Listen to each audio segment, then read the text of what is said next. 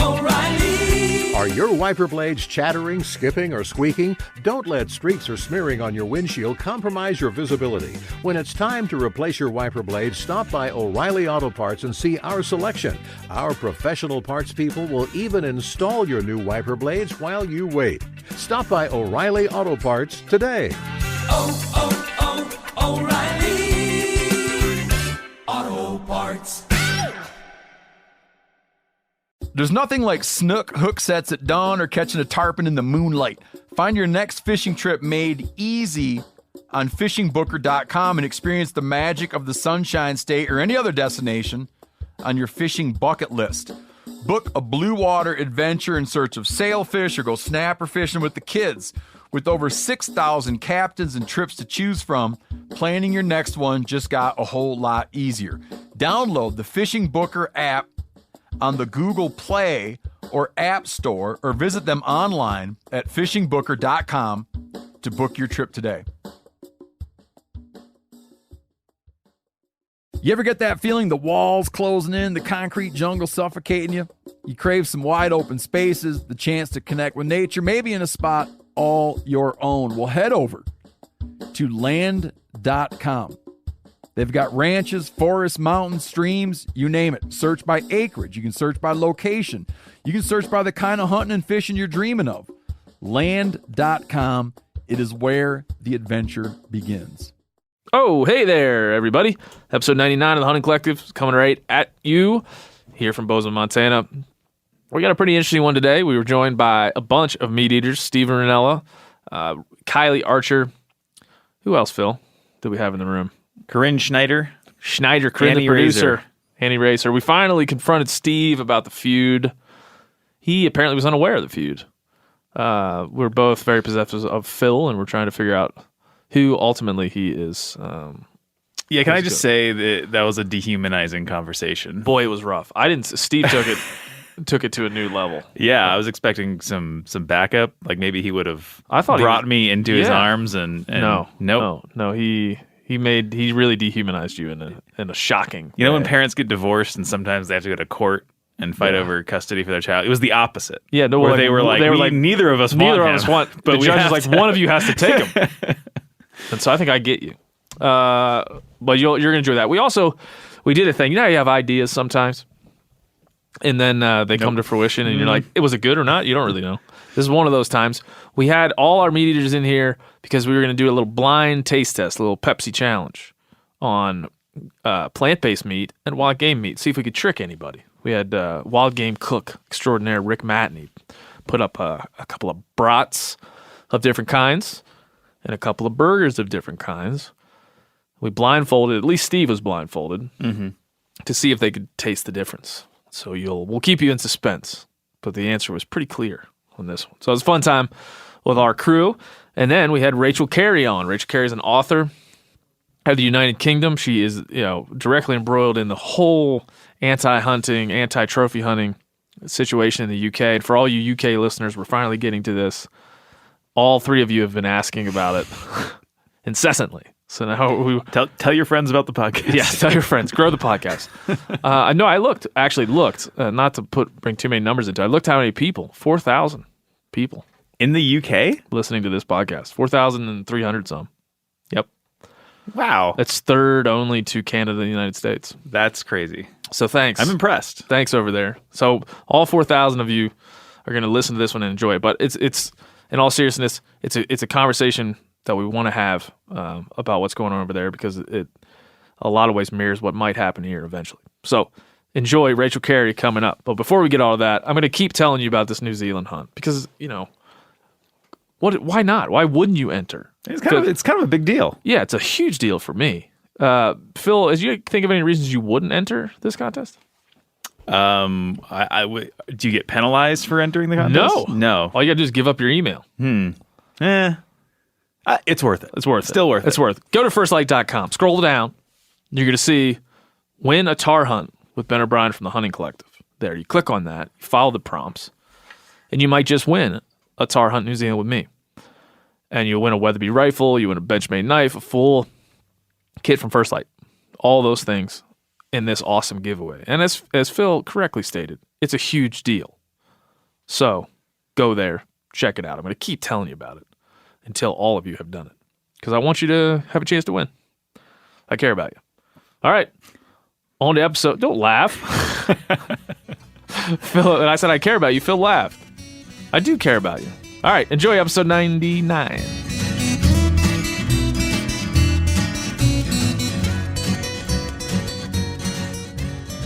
Hey, everybody. Welcome to episode number 99 of the Hunting Collective. I'm Ben O'Brien. Phil's over there. Phil, it's time we had to come to Jesus. Steve, didn't we already do this? Quiet over there, Phil. Steve, there's been a 2 months long feud between Steve's show and my show about Phil. Steve was not aware of the feud until just now. Well, I mean, I know that there's a lot of people that want Phil. Yeah, he's a commodity. But I also know that he's just down there. Well, it's just down there. Here's what happened. Down there. Phil used to hide behind that curtain. Yeah, he did. And he was dead to me. Yep. I didn't give a shit. I didn't care. Like, why would you? Right? Did you care back then? Let me ask you. Did you peel that curtain back to see how he was doing? I did care. Oh, but I did never peel the curtain back. But tell me more about the feud. I mean, I know where this is going. I didn't want to see what grotesque man was behind there. Yeah, it's like he's back there. I don't even want to know what he's doing back Why there. the curtain? He does have a hunchback. Yeah. When people go into a little space and draw a curtain closed, I don't look. Yep. I don't want to look. Yeah. No, we're on the same page there. No, but Phil has become a big part of this show. Yeah, I understand that. And then the listeners have become kind of protected of him. He's like a baby bird. Mm-hmm. Like they don't want him to get out of the nest because they feel like he might get hurt. And like a baby bird, you chew up all of my food and spit it into my mouth. Very similar to that. Here on the show, I treat you with great respect and reverence. Uh-huh. We brought you out from the curtain and into the light. But a lot of people wrote in when he did this mini green ad. Was the first time people noticed that his allegiance. He wasn't doing an ad. He was being interviewed. He's being interviewed because he's sitting there, and third party. I can't. It's awkward for me to act like he's not there. That's right. That's right. So I'm more of a burden than anything. You feel like you have to include me. Yeah, like you're driving down the road. Like, it's like the proximity is similar almost. Uh-huh. Like that you're driving down the road with someone in your car. It's true. But then not acknowledging that he's in your car. I do that often. My wife, friends. So yeah, I asked Phil a couple questions about a product. I'm not trying to if you listen, all you gotta do is say to me never talk to Phil again, and I'll make him go back behind the curtain when I'm in here. Oh, all right, that's a lot of power that I have now. A lot of Phil's time. I treat him like we love Philip. He's a great part of the podcast. But we had a lot of emails from people. One that called him a traitor because it started when he shaved his mustache off. Mm-hmm. That was a big issue. And then when he started to become a regular voice on other shows. Do you? I kind of box him up a little bit by calling him Phil the engineer. Yep. Like I try to keep him a little bit less than a human. Yep. Do you short leash to try to really put a cage around him? Yes. Yep. What do you call him? Phil the engineer. Oh, okay. Man, there's a lot coming out around this table if right it was now. like that you were just calling him Phil. No, I'm not come on now. No, and we've it'd be like my mechanic, right? I don't know. We've dug into his life a little bit. Like the lawn guy. Yeah, he's got a dog. Phil the engineer. Did you know he has Steve? Did you know he have a dog? Why would I care about that? Yeah. He has a dog and a cat. His dog's name is Mango. Yeah, it's not interesting. Not interesting. Next year, I mean, I don't. What about the cat? Is that? I like to just so Phil realizes so he's clear about a relationship. Yes, please. I like to every time he mentions his children, I like to act surprised that he has them. Oh, as a way of for him to feel that there isn't a closeness. A way for him to feel just lest he become familiar. Yes, you've not acknowledged his progeny to push him away. I'm like, oh, Phil, I didn't know you were married and had children. Every week I do that. I thought I thought you stayed in this room 24/7 and never left. Son of a bitch. Well, Phil, what do you got to say? We'll give you the floor here to kind of just let it rip, buddy. I'm just happy to be here. Hey, Phil, who brought you some presents today, Phil? Oh, you did, Steve. Yeah. Anybody else bring you presents today, Phil? I can't think of anyone in particular. Okay. You got some cheesecake via my birthday. And I brought that. Yeah, that was Kylie. She She even sliced it for me. It's a desperate grasp on. All right. Well, I'm going to shower you with gifts, Phil. You married, Phil? Can't wait. 3 kids? No shit. All right, well, we're joined by Kylie Archer. Hi, Kylie. Say hi. Hi. Annie Racer. Hi. Hey. And Corinne, the producer. Oh. And Stephen Rinella, of course. We're here to do something. We're waiting in the wings for, we were calling it the Pepsi Challenge, but I feel like that might be trademarked. So we'll have to think of it. No, it might be. Taking a chance. It's called a blind taste test. A blind taste test. You know what a double blind taste test is? Phil. Where your taste buds don't work? No, it's where the administrator of the test doesn't even know. Doesn't even know. We are Single blind. Single blind. Our administrator is Rick Matney, the great cook, wild game cook Rick Matney. He's out there right now, treasuring some fake, weird smelling, cat food looking substance, and also wild game meat. So what he's gonna do, he's gonna bring in half a hamburger, cheeseburger. Everybody here is good with cheese. Mm-hmm. Yep. Got to check these days. And then the other half is going to be plant-based. Lab grown or plant-based? Plant-based. Made from plants. You thought it was... I wish it was lab-grown. I didn't, for no reason. I didn't think about it hard enough. I wish it was lab-grown. I'm interested in the eating of the lab-grown meats. Would you do What's it? the difference? No, I absolutely would. I never have, but I would love to have some. So let's quickly before... Okay, you know what? I'm guilty of when I saw that. I guess I hadn't lumped it out. Okay, go on. Doesn't matter what I thought. Yes, it does. Yes, it does. I thought you meant that it was like the lab meat. No. It's plant. It smells and looks like it might have been made in the lab, but it's called Beyond Meat. And I lied to you also by telling you that I had lab meat. So you lied about lab meat, thinking... Okay, I'm on board. Let's start over. I'm up to speed and Let's on start board. None of this matters to anybody but me. That's fine. Here fine. we Here go. he comes. Here we go. Here he comes, Rick Matney. No, can you someone open He's the got door somebody else. Corinne, open the door. Oh yeah, Open the Corinne door. can't move. Sorry. What's the name of a burger? It's called Beyond Meat. Beautiful. It's a Beyond plant-based Meat. burger. Thank Rick, you, grab Rick. a mic real quick, Rick, and just describe the dish you have Pull here. that right up to your geez, they face look there. good. Okay, dude. here we go. Yeah, basically what we have here is we have one of the Beyond Burgers sample set, and then one with venison burger that I made up. I can't tell looking at them. Well, Yeah, we don't probably even not. need the I blindfold. disguise them in We don't lettuce, need the tomato, blindfold. Okay. brioche bun. It looks really good, doesn't it? It's beautiful. It looks like Smells That's good. very nice. So you triggered these up. Yeah, so we smoked them in the pellet grill, and yeah, we should have. They're on for the same amount of time, and we had the same amount of seasoning on both of them, so it should be a pretty even comparison. And pretty much everybody that I've run this idea by says there's no way that we will confuse the two. There's no way that we would think that the plant-based is actually wild game and vice versa. I don't want to lead the audience. I do. That's No, I ate one once and What'd you think? was very surprised. Who else here? Same. Who else here? Annie? I'm raising my hand, and you can't see that, but yeah, I ate it unknowingly and did not know. I knew something wasn't quite right, but I was unaware that it wasn't meat. I just thought it was a cooked to shitty burger. I thought I was eating That's like what everybody says. Yeah. They're like, I thought I was eating like just a cafeteria-like burger. Yeah, that's what I thought it was. It reminded me of like when you were a little kid and your comes mom with would a- give you hot lunch money Yeah, and you'd man. make a burger. That's what I thought it was. And it stays in that little metal pan with the water, and it's like Yeah, it's it's just just like- soaked in Sick. moisture. But I don't mind those burgers. Oh, School lunch burgers. I thought I was eating like a meatloaf, like a chunk of meat. There was like other things in there, and I was like, "What is this?" and then nobody in here is against the plant-based burger, right? What's there Nobody's to be against? That's what I'm saying. Like you think that it should be bad to shape things into a Into a burger. to a circle and eat them? No, I think maybe it's possible people might think that. Oh no, calling it meat is an issue, right? Yeah, I'm joking because it does. These get people riled up. They do. They get people riled up. It makes like people who are like real proud of eating burgers and whatnot. They get upset about it. Yeah. But I don't get getting upset about it. Like eat what you want. People are concerned about your opinion because you created a show called Meat Eater. Yeah, but listen, if let's say you cooked up a human baby, Okay.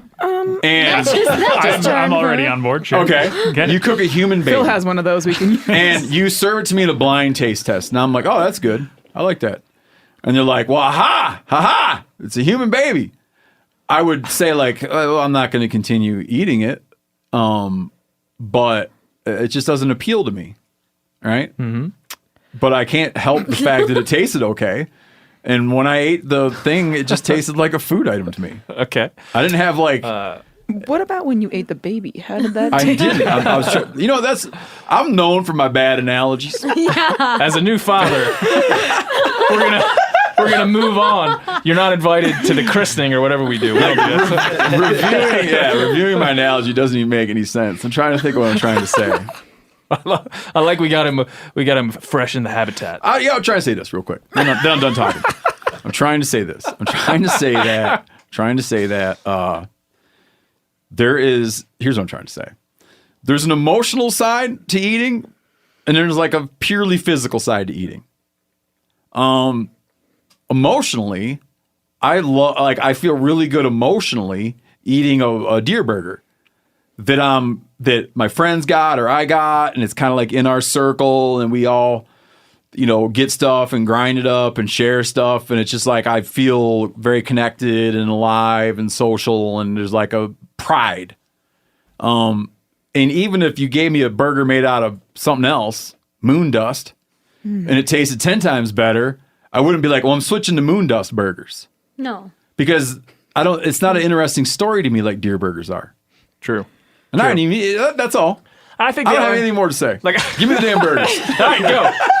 We're gonna do we need to blindfold you? I feel like that makes no sense at this point. Who knows? Rick knows can't which tell. ones I are can't which. tell. He cooked them like. Well, I think if you pull out one of those quarters or halves and you look at it, I think you're going to be able to tell. Are the halves mismatched too? They're mismatched halves. Can you tell, Rick? You think? I don't think so. Well, Okay. I'm not gonna look. Turn it away. Don't turn the cut Yeah, face. just no one stare at it. Hand them to closely. people without letting them see the. It's not gonna matter. We're gonna Wait, go so one. we each get one. We're gonna go one at a time, and then we're gonna. Yeah. What I'd like you to do is take a few bites. One half, one Take a half. few test bites. Corinne, you can go first. Take a few test bites of that side. Think about it. Describe the flavor and taste as you're eating it. Now she's eating it. Get some paper towels. Does anybody got any water? Phil is very concerned about greasiness on the mic. I'm just looking out for number one. Well, he just which shoved is- mine wait, into wait. my face. You gotta Phil's eat. packing a full You stadium gotta eat on, that on mini second green half. energies right now. You gotta eat the second Yeah. half of the burger you took. Right? They gotta be paired up. Hold on a minute. What? No. No, she's doing it right. Oh, she's doing it right. Okay. So she's still doing it. I'm not doing it right now. Yeah, you can have that half, and then I'm going to give you another half. But I thought we were doing it one at a time. Yeah, we're doing it one at a time. Oh, I got you. Well, I don't want to look at him because I'm looking at him too closely now. Corinne, It's not your fault. you ate took 2 bites of the first burger. I know already. I know the first bite. Why do you think you know? It doesn't taste like meat. Okay, that's What's it looks like meat. It looks good. The second burger, that The one looks like a she thinks juicy. it is. She took a That looks much like a larger bite. Yeah, that's a juicy burger that you just took a bite of. She was like, "Well, this one's Juice. wrong game. So- I'm gonna eat." Phil the engineer just tried to do something superhuman. He went and got like napkins just because Thanks, it's Phil. such a human touch. Phil's like, I'll not be ignored. How many kids you Wait, have? or should I'm she not a bot. say anything? Feelings too. Oh, okay. Should she Okay. not say anything yet? Should I and not then say we anything yet? all, or what? I'd like to hear your thoughts. You feel like the first burger you had. Okay. I try not to look. But I don't want to know. I like. Yeah, don't. I glance like Burger there A was you the felt was- glance that I could not like. My eyes just took into As vision. you're speaking, Steven Rinella is taking his hood of his. I'm taking this meat eater- seriously, dude. Meat eater sweater. There's a lot of looking going on in this Should get room. He's taking his hoodie. Somebody film. I'm going this. emo right now. He gone emo. He's taking the hoodie. Yeah, film that for me, Kylie. He's taking the hoodie from his meat eater hoodie available at themeateater.com and covered his eyes because he's taking it serious. Now Corinne believes she knows, so we're gonna move to Steve now and have him do some tasting. So we're eating them in the same order. Yes. Okay. There you go. That's it? That's it. Yeah. He's. What one is it? Don't dissect it. And what is this Oh, he's again? got it. I'm not going to tell you. I'm what trying it to trick is. you. I'm seeing how good you are. I'm seeing how good you are giving So the Steve blind is. test. He's taking a bite. It's dripping all over his vest, but he doesn't know that because he can't see. He's gonna have to. I mean, it's a deer burger. He's gonna have It's a to. meat burger. He's gonna have to get some stain remover later. That grease will be hard to come out. So, so that's burger A. Remember that burger. Maybe A. I'm wrong. I don't know. Let me see the other one. Burger A. Okay, let's go ahead and set it Put that straight down on that paper towel, down. Steven. Paper towel there. Is that it? You can let Like a go. trust fall. Burger A. Now Burger B's coming. Burger B. Burger B's coming. Right there. It's a half. Yep. Feel it. He's feeling it. I'm palpating it. Yeah, he's palpating it gingerly with his hands. The Rinellas have giant hands. Yeah, he's eating it. Took it first bite. I mean, it's just not a fucking burger. I mean, it's just not a burger. It's not even close. Yep. What is it though? It's like, There's food falling out of his mouth as he yeah. talks. you know what? Then put a blindfold on. I have one right here. I don't know what the hell it is. It's like, Mush. it tastes like, I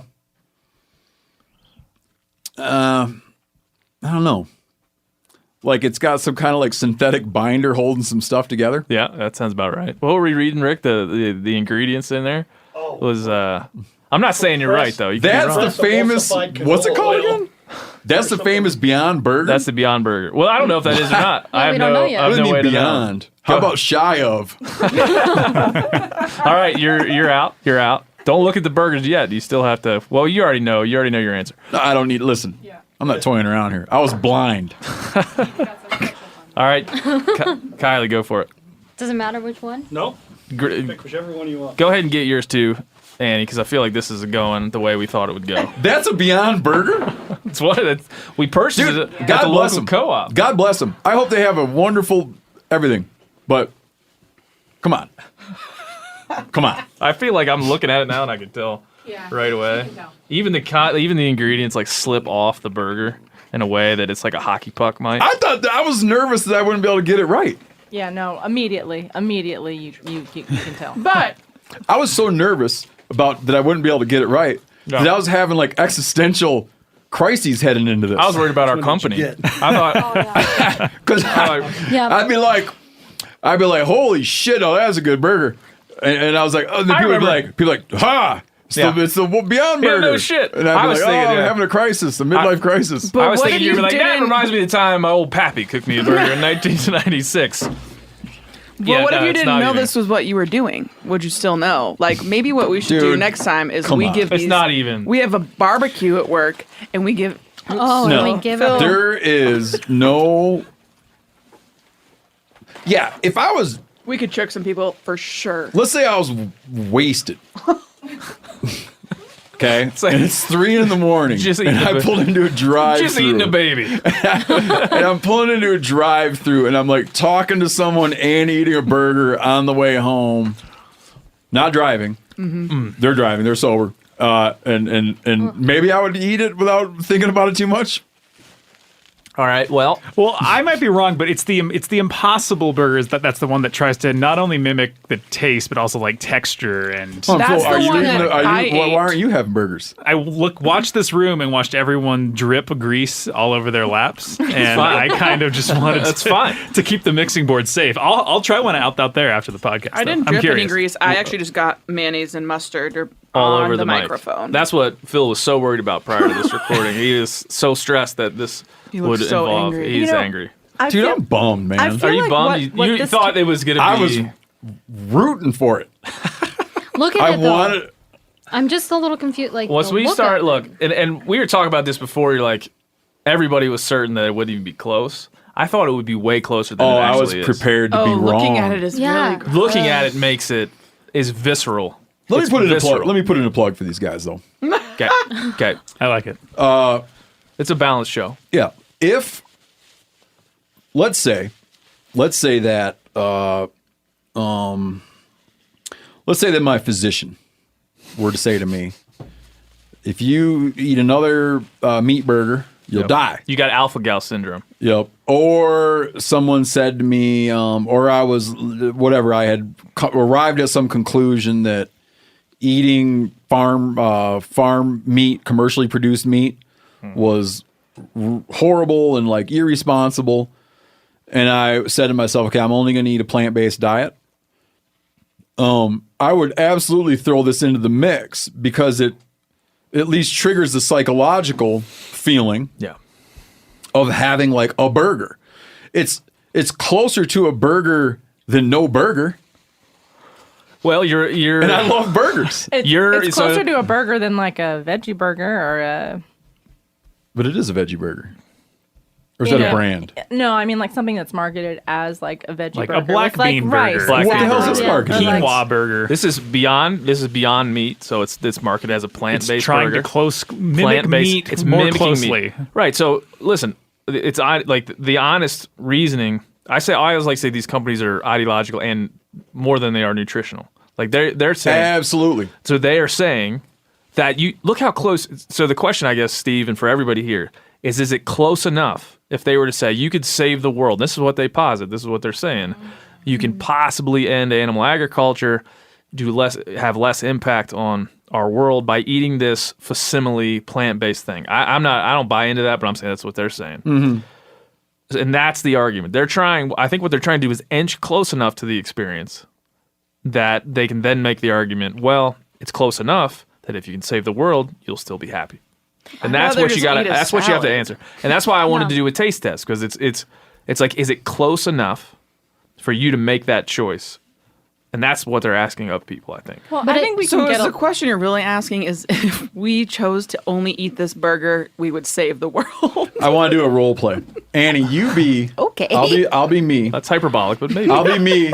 I'm me, and you're a person that says to me, I'm me, and you're a person that says to me, I loathe meat as not the flavor, but I loathe the idea of eating another creature. But man, do I miss having a good hamburger. Okay. What do you suggest? Say that to me.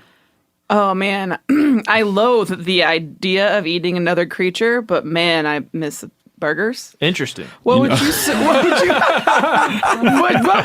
suggest I do? I'd say, I'm role playing, so I don't need to say. I'd say, one time I was on Ben O'Brien's podcast, and he served me a Beyond Burger. I would highly recommend you try one if you miss that burger feeling. Thank you. Perfect. I'll try it. Subscribe. Give it a 5-star rating. But what would be interesting is we've all eaten meat. But so if you take someone who's never eaten meat, period, I don't think that they would have any idea. I think this it's annoying to me that it serves a purpose, but it serves a purpose. It's a hell of a lot. You know what? Let me put it this way. It's a hell of a lot better than a Portobello burger. Yeah. Yeah, it is. Those are good. Rick did a good job. Well, I think he used Mastodon seasoning. So, I mean, like, the flavor is not the issue. Can I eat some more? Eat some more. I think, jelly. Be sure to chew right into the microphone. I think if we just say... That's what really makes this compelling. It's really like an audioscape. Everyone's been listening to us. This is really like, this is an audio experience, not a podcast. This is our ASMR. People I will be like, do. you could really tell they were eating. You could really tell they were having a delicious. But I just think it's the consistency. And when I started watching videos of these people eating lab-based meat, it was the same thing. They're like, it's not the flavor is so much different. It's the feeling, the consistency, the grain of it, the lack of fat, a lot of different things like that. So, like, it's clear that these people are inching closer to something that it's not the right word isn't a threat, but it certainly can be a replacement to eating a burger. I mean, it's I think that simple. I think if you say like you could eat this and save the world, I mean, I feel like the messaging is probably a little bit more nuanced than that. I mean, I think that these companies are looking at the commercial meat industry and trying to find alternatives that, I don't know, I guess there are some companies that are really trying to approach meat, but like to come up with some kind of like facsimile of biting into a burger while also kind of considering the impact that that large scale commercial so listen, this is what production has. This is what they say on their website. He's coming back. There's a man coming in with sausages. Oh wow, I forgot about round two. Oh, put your blindfolds back on. Now you Well, go. sausages aren't as tricky because they got the coating. It's true. Well, I don't know. I haven't looked yet. But Set 'em down. Are they Right. visually confusing? But you know, I still can't tell on the burger. Now that I'm looking at the burger, So you can't tell. It's the same situation. Okay. It's a similar situation. Yeah, the burgers look an awful lot alike. The sausages, don't look at them. You can tell. Oh, shoot. There you All go. right. Put your I'm going- Put your hood on. He's going dark. while Steve prepares to go back in, Beyond Meat says, we believe there's a better way to feed the planet. Our mission is to create the future of protein. Delicious plant-based burgers, beef, sausage, crumbles, and more. By shifting from animal to plant-based meat, we can address global issues, human health, climate change, constraints on natural resources, and animal welfare. They can't ever get away from the animal welfare part of this shit. But that's their play. So that's a grandiose statement. It's not a, oh, we'll give it a shot. That's a, hey, we're going to fix all your woes with this. And so that's why I always say this is an ideology, not really just like a thing to eat. So, Steven, we're going to see if we can trick you on number 2. This might be worse than the first one. Yeah. Sausages. Brats. Hold on. He's reaching into the void. There's nothing there. It's very symbolic. Very symbolic. He's palpating it. He's palpating it. He's palpating. It's gonna be hard. I'm gonna kind of half look. Okay, half look, but not really. How is it prepared, Rick? While he's munching down there, you could use that mic here. Yeah, we kept these pretty simple. It's just an artisan bun with some mustard and a bratwurst. Yes. By the way, while Steve is chewing into the microphone, Rick, the great Rick Matney is here. You go on the MeatEater.com. There's a bunch of really cool recipes. Rick comes to the office every once in a while, and every time he comes, I'm very happy. I'm blown away by what he cooks. So MeatEater.com, Rick Matney recipes. Now he's taking it out. Well, I'm confused. What are we comparing? What are we comparing it to? Because you say brats, you don't mean like classically flavored bratwurst. This what was on the package? We looked at on the package. This said original brat, right? Original brat. Yeah, that's an original brat. Oh, okay. So, because a lot of people use brat and sausage like interchangeably. No. And so, all right, you've eaten the first one. Now Rick is going to give you the second one. Okay. There's so much going on with the sausage, the flavoring, and different grinds, right? That's confusing to me, but I've only had half. Okay, here is the other. Here is a choice B, sausage B. I'm looking at it. You can't see it. He's taking it out of the bun, going straight for it. Now chewing it into mustard. the mustard everywhere. There she is, baby. It's like going home. And Daddy's going home. I'm done. Did he get it right? Yeah. There she is. Daddy's feeling it. Going right back home, settling in. Yeah, man, I knew it wasn't going to be hard. Once I started looking and smelling it. Tell us. Yeah, what was the experience Let me get cleaned of the up first here. one? Because you said there was a lot going on. That's a closer call. Is it? Huh. Because, again, with a sausage, especially when I know that we're going to be probably having homemade sausage. Go ahead, Kylie, while he talks. Oh, goodness. There's so many different ways people grind it. Yeah. And season it, right?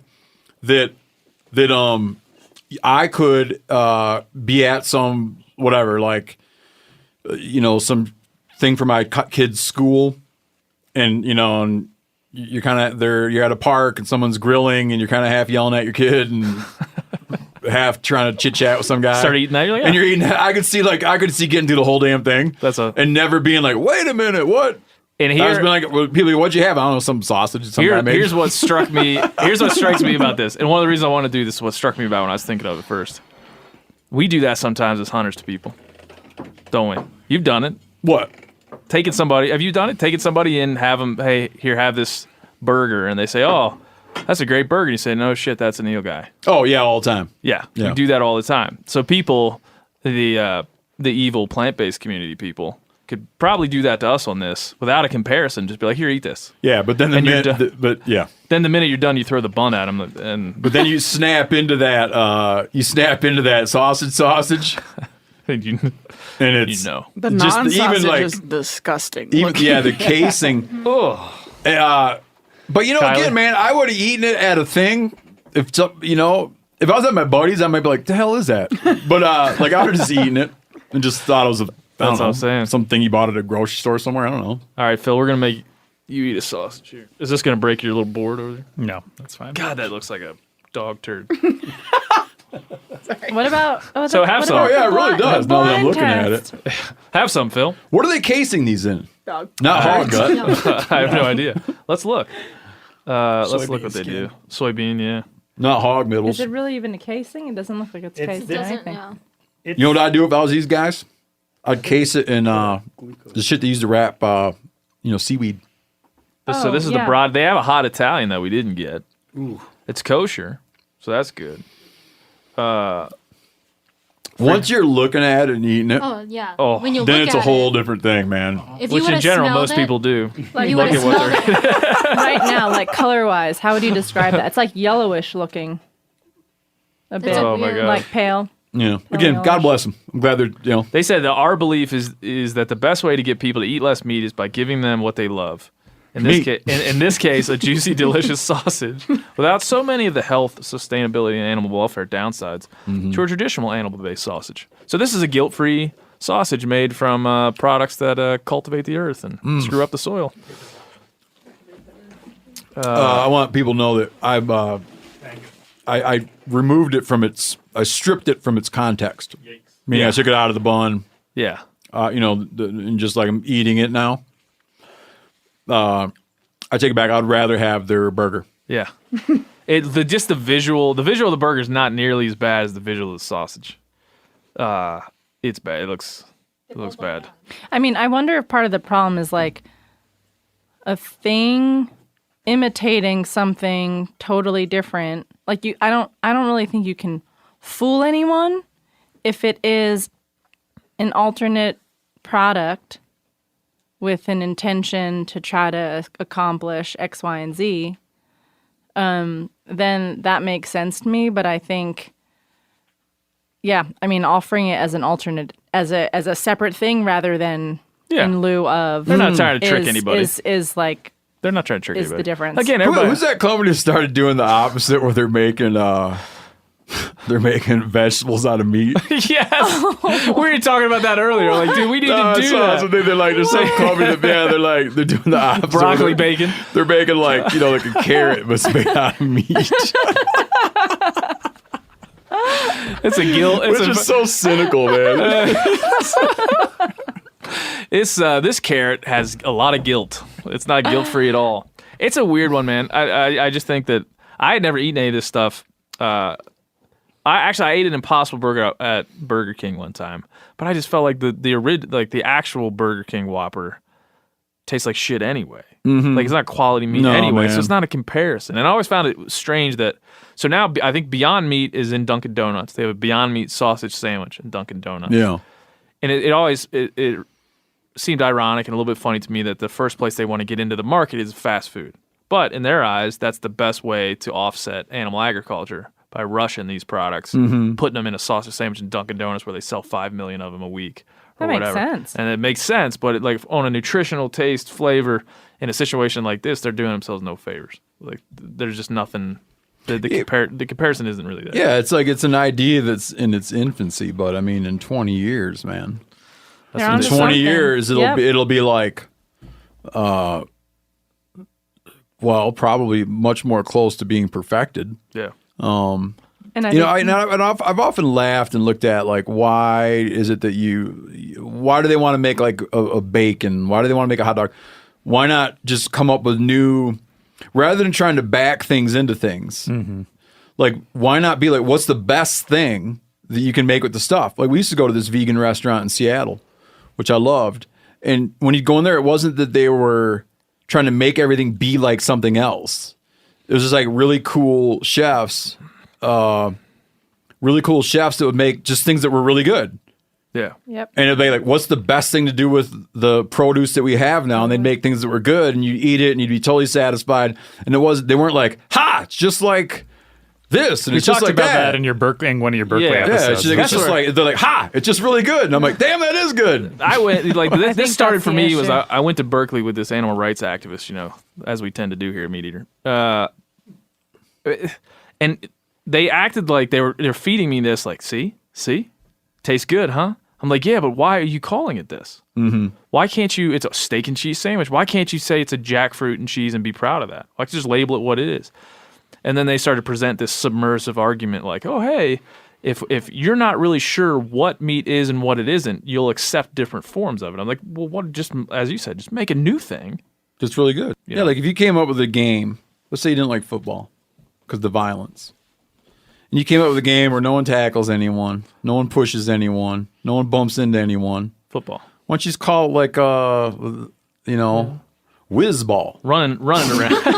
But to call it football, Steve's analogies are. Then you want to come in and come out. That's not football. That's not football. But it gives you the feeling of football without anybody getting hurt. You're like, that's flag football. That's not football. No, not yeah. Here's a question. Do you think that there's like an idea around people eating meat and what that means? And so therefore, if it was a plant-based, like it was a shiitake mushroom and eggplant patty, and that was the thing, do you think that that would go to a different market of folks? I'd be more inclined to. I'd be more interested in eating it. Yeah, I would be too. And I think one thing I would say on the other side of this coin is that when people go to Burger King and they see this Impossible Burger, it sparks in them more consciousness about what they're eating. Oh yeah. And so I would give them that. And so you give them the credit of saying, like, now the people that are eating that Impossible Burger are having these thought processes of, like, what is the alternative? Is there something I can do better? I get that. That's good. And as Steve said, it's in its infancy. So maybe, 10 years from now, it's a completely normal and healthy, productive thing for all of us to do. Because I'm more conscious of that because I'm a hunter. And so I know I want to make sure that stuff is there. But I also just know that the ingredients in these plant-based things aren't without impact. Like, they got to be grown, they got to be shipped, they got to be moved around to get to where they are there. So that part seems like that's where you get into the lab-based idea. And then you can really say, man, it was grown in that petri dish. It did not leave there. Then you can say maybe there's less impact there, man, and it gets freaky. Yeah, I'm looking forward to when you get into that because I'd like to come back and do that because that will be actual like that gets right? Where that gets. There's a lot to unpack. So I don't know, like when you do the lab thing, I'd like to come by. We did it the other day, and then there's a piece on the MeatEater.com that I wrote about it, and I started not going. Yeah, I started to unpack it, right, and it's and we talked about this last episode. It's something that is coming. It's like one of the most invested in technologies in Silicon Valley. Bill Gates, Richard Branson, these people are jumping into this. And the way that they can replicate these cells and the speed at which they can do that just means that they can grow, 10,000 pounds of meat from a single animal cell.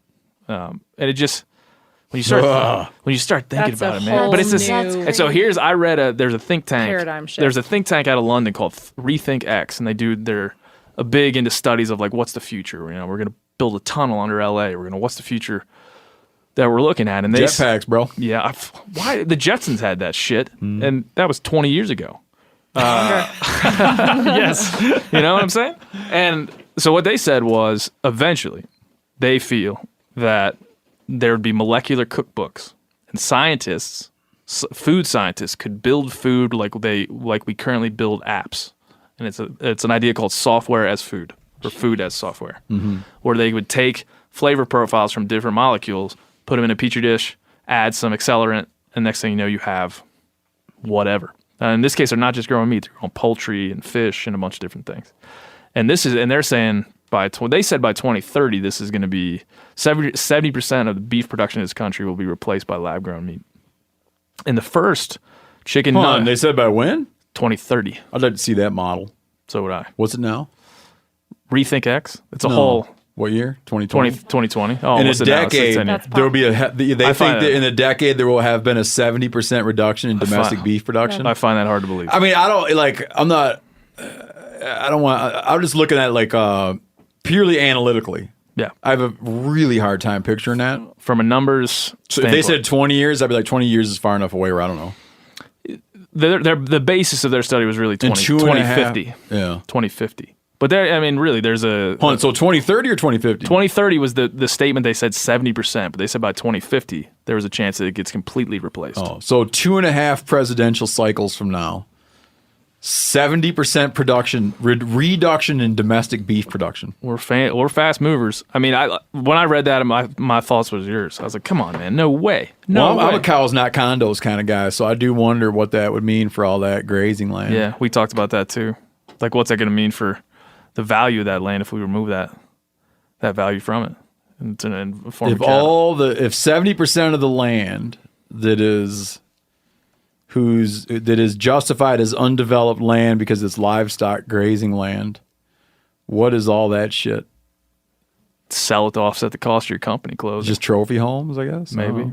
something like that. All the people that make a lot of money making this stuff will buy it all. But the lab-based meat, I mean, it's Are they real. gonna let me trap? Probably not. Let's be honest. Yeah, that guy that made all that money making those Beyond ads. Burgers, I've been trapping his place. Yeah, it's coming, man. It's a cool. I think it's just it's a weird time to be alive. I got a kid that's 4 days old, so I'm like, what's this kid gonna be? Yeah, you got to think Going back, through man. it. In 1945, Same. there was the atomic bomb. That changed a couple things. Yeah. I like it though. I'm glad that everybody that I talked to predicted this would be easy, and it was.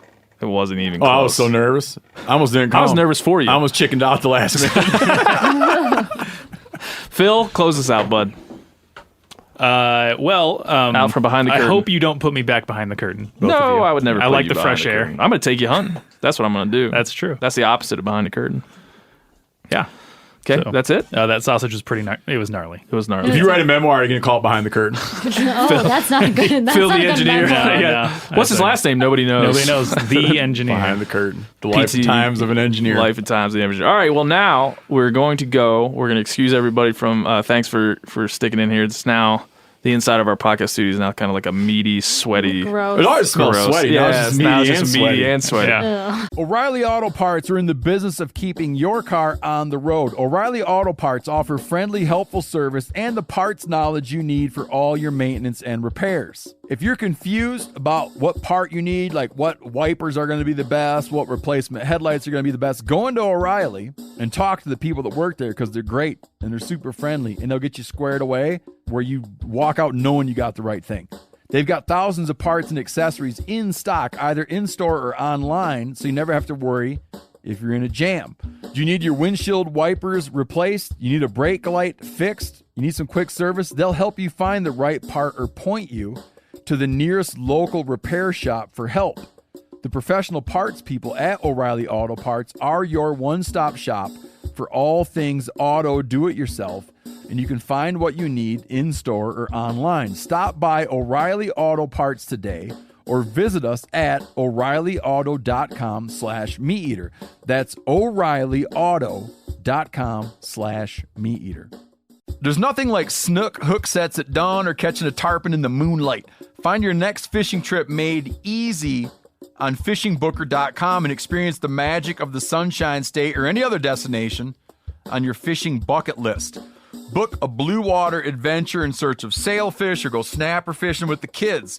With over 6,000 captains and trips to choose from, planning your next one just got a whole lot easier. Download the Fishing Booker app on the Google Play or App Store or visit them online at fishingbooker.com to book your trip today. You ever get that feeling you're stuck inside staring at screens and a primal urge kicks in? You crave wide open spaces, fresh air, the chance to connect with the land. Well, maybe it's time to find your own piece of the wild, but searching for property can be a maze. That's where Land.com comes in. They got millions of listings across the country, from mountain ranches to hidden fishing holes. Their search tools are like a seasoned guide helping you narrow down what you want. Land.com isn't just about buying and selling. It's about finding a place to hunt, fish, explore, or simply sit by a campfire and listen to the crickets. So head over to Land.com today to turn one day into today, because trust me, there's nothing quite like the feeling of standing on your own piece of earth. So the interview portion of the show is going to have Rachel Carrie out of the United Kingdom. Phil, the United Kingdom. Yes. You ever been there? I have, yeah. Really? Yeah, you seem sounds surprised. Is this the Steve method? Something you knew? You've been out of here? Do they have do they have a curtain? Do they have a curtain over there too? Yeah. She's an author, environmentalist from the UK. She has a book called Game and Gatherings. It's a cookbook. But moreover, she's kind of in the center of the controversy over there to ban trophy imports. We're going to get into that with her. We also talked about women in the hunting industry and kind of how she likes to see herself and remain authentic in the world of social media and all the other medias out there. It was a great interview. I wish we could have been sitting in the same room, but it was over the phone. But Rachel was a great representative for not only her country, but everything else she stands for. So enjoy Rachel Carrie.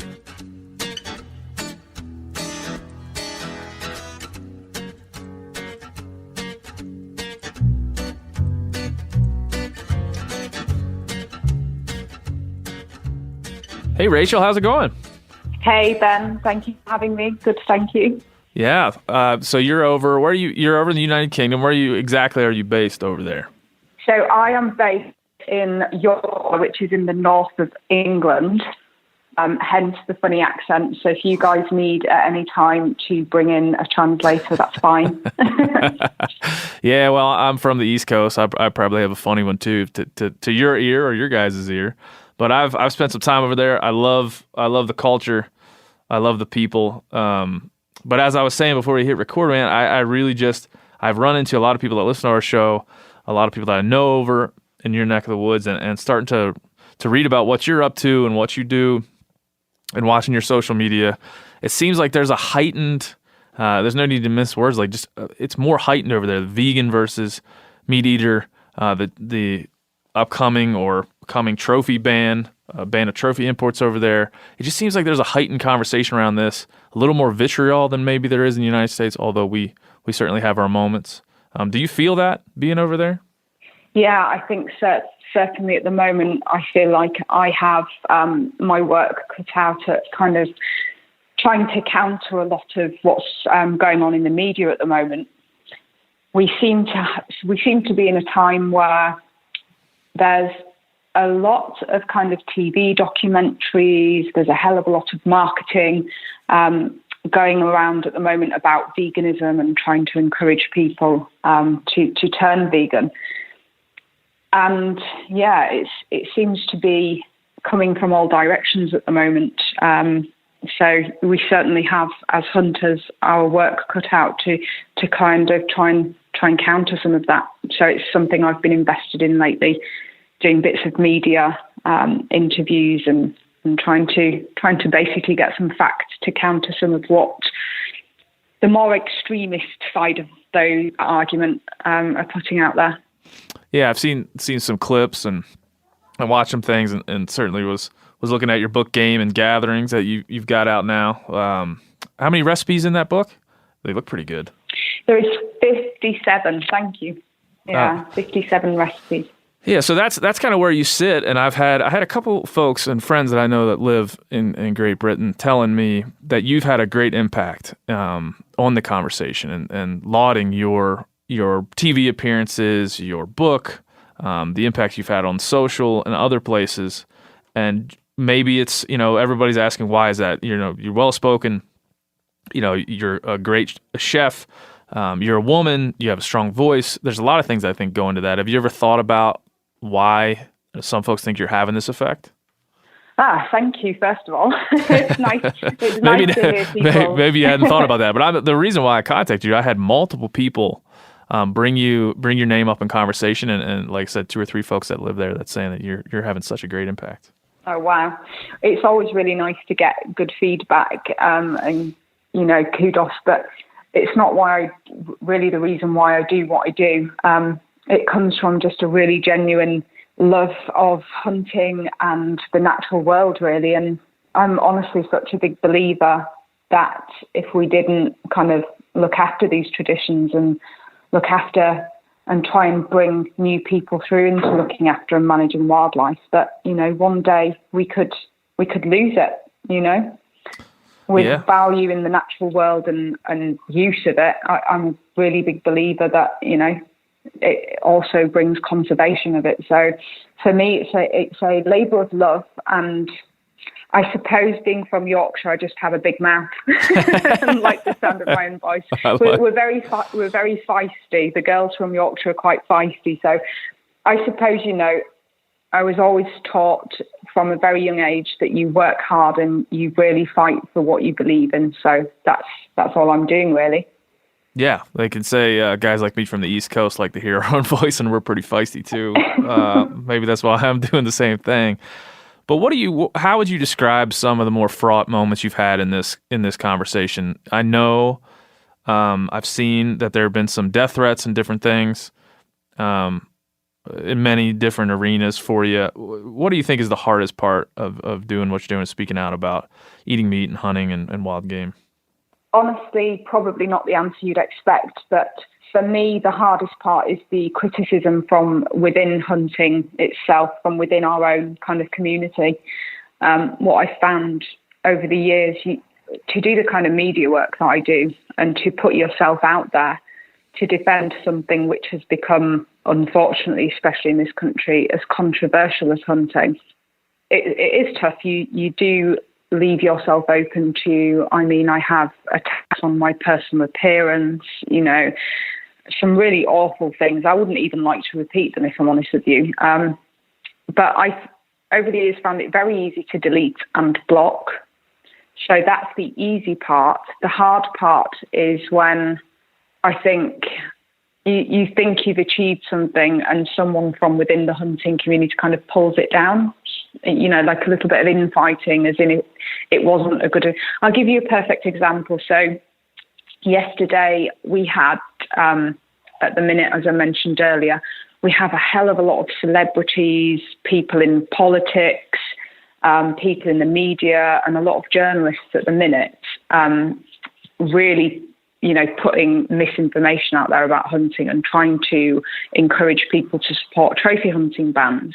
Yesterday, a celebrity called Deborah Meaden, who she does a TV show called Dragon's Den, so she's really quite well known over here.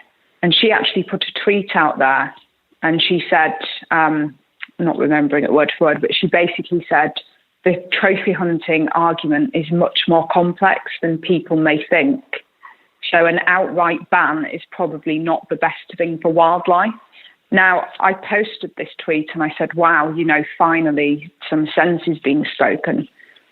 And then immediately after, people started commenting, and it kind of came from the hunting community, and they're saying, oh, we don't like Deborah Meaden, anything she says is meaningless, basically based on her political beliefs. And I don't know if you guys saw that I did a documentary on TLC with another British celebrity called Jodie Marsh. Now, Jodie, so she used to do topless modelling. We went through a week of really, really hard work. And again, that TV programme got aired 2 years ago. And Jodie went from modelling naked for PETA, basically, to she came hunting with me. I showed her my lifestyle. And after that, she did a U-turn on her views about hunting and hunters. So she has a huge vegan following, and she went to her following and she basically said, I've been out there with my own eyes and seen this, and I actually really agree with what hunters do, and I'm all for it. And again, for people from the hunting community who perhaps didn't like her or didn't understand her way of life, attacked her. So those are the moments for me when I really kind of put my head in my hands and feel like giving up. When it's no matter what you do, just doesn't seem good enough. Yeah. And we're on the back foot. So any media that we can get right now, and any kind of public figures who we can get singing our tune, for me is a win for hunting. So I just think to be less critical of people's efforts, Yeah, there's so many. I get plenty of negativity surrounding this show here, and it's all from the hunting community, 100% of it, and that's okay. I generally think that there's just too many inputs nowadays. There's just too many opinions. There's too many inputs. When you're as passionate and generally with what you do and you feel, and if the experiences you've had, how hunting has made your life better and how it's pushed you to be a better person and care more about animals and care more about the world that you live in. That could be an absolute that drives you, but there's so many damn inputs. There's so many people that have something to say that it's tough. And I wonder, do you feel, have you tried at any point or thought it was necessary to look at kind of the culture over here and compare and contrast, where we are? Because I think hunting is more supported here than it is there, it seems to me. There's less vitriol. There's more talk about conservation. It has its moments. It's not perfect. There's many of the same issues that you're dealing with, but it just seems more intense over there, especially given that trophy ban. Yeah, absolutely. I mean, one of the biggest things against us, I think, is you guys have public lands to hunt over, which is why you're incredibly lucky with the wildlife models that you have set up over there. They work both ways. They work for the wildlife. They work, sustainable utilization by the people living and working and, enjoying the wild and enjoying the natural resources that you have. It's very much out there. Hunting is for everyone, I believe. It's from all backgrounds, all kind of working classes. Whereas in England, our model is completely different. So the land is privately owned for the most part. So you cannot, in America, like you can do over there, just, buy a tag and pay into wildlife conservation and help with managing it. It's over here, I think it's got a very kind of elitist element to it, or so people think. I don't know if you know how. So we have very large country estates. Our land's kind of split into estates where they have a very big country house. Have you seen Guy Ritchie's new film, The Gentleman? Yes, I have. Yes, I have. Okay, so you saw where the country estates, they had these huge houses that cost absolutely fortunes to manage. And so pheasant shooting and kind of shooting and deer parks used to very much be only for kind of people, of the manor-born people who owned these houses and these big estates. So it's kind of seen as a bit of a closed club. I mean, my dad is a very big pheasant shooter now. He's a self-made businessman. He built a business, from nothing, from the ground up. He's from quite a poor mining community. And he says, Rachel, when I was a lad, the only pheasant I ever saw was on the Boundary Estate. And he said it's because we were poaching them. we were basically stealing them. But a lot's changed since then. A lot of these big country houses have, they've opened land up. It's a lot more accessible. There are more affordable ways to get into hunting and shooting over here. But it still is perceived by many as being quite an upper class, elitist thing to do. So I think a lot of the struggles that we face with hunting over here is it being a class war, basically. I've had, like I said, have listeners this show write in, and there's one who's written in a bunch of times, John Walks, who said exactly that. He sent me one of the more striking emails. I was getting ready for a show one time, reading a bunch of emails, and he basically parroted what you just said. And one of his lines, he just said, regardless of any hunting issue you guys may have to face in the U.S., please always remember how lucky you are in that you have a system that supports you. For the most part, in this solemn story, you can hunt our native deer in the UK if you're willing to pay, of course. Some places are more reasonable price-wise, so it's still possible to fill a freezer. It's not all doom and gloom, but it's not what you have in America. And it's a long email, but that's just one of the couple of paragraphs that struck me so so profoundly like that. We need to understand here, as you said, our model of conservation supports what we do, supports us, and supports wildlife. So it's a great mix. And the more aristocratic model that you're describing is what we're kind of afraid of here in many ways. The public land being a democracy, everybody pays into it, everybody gets to use it.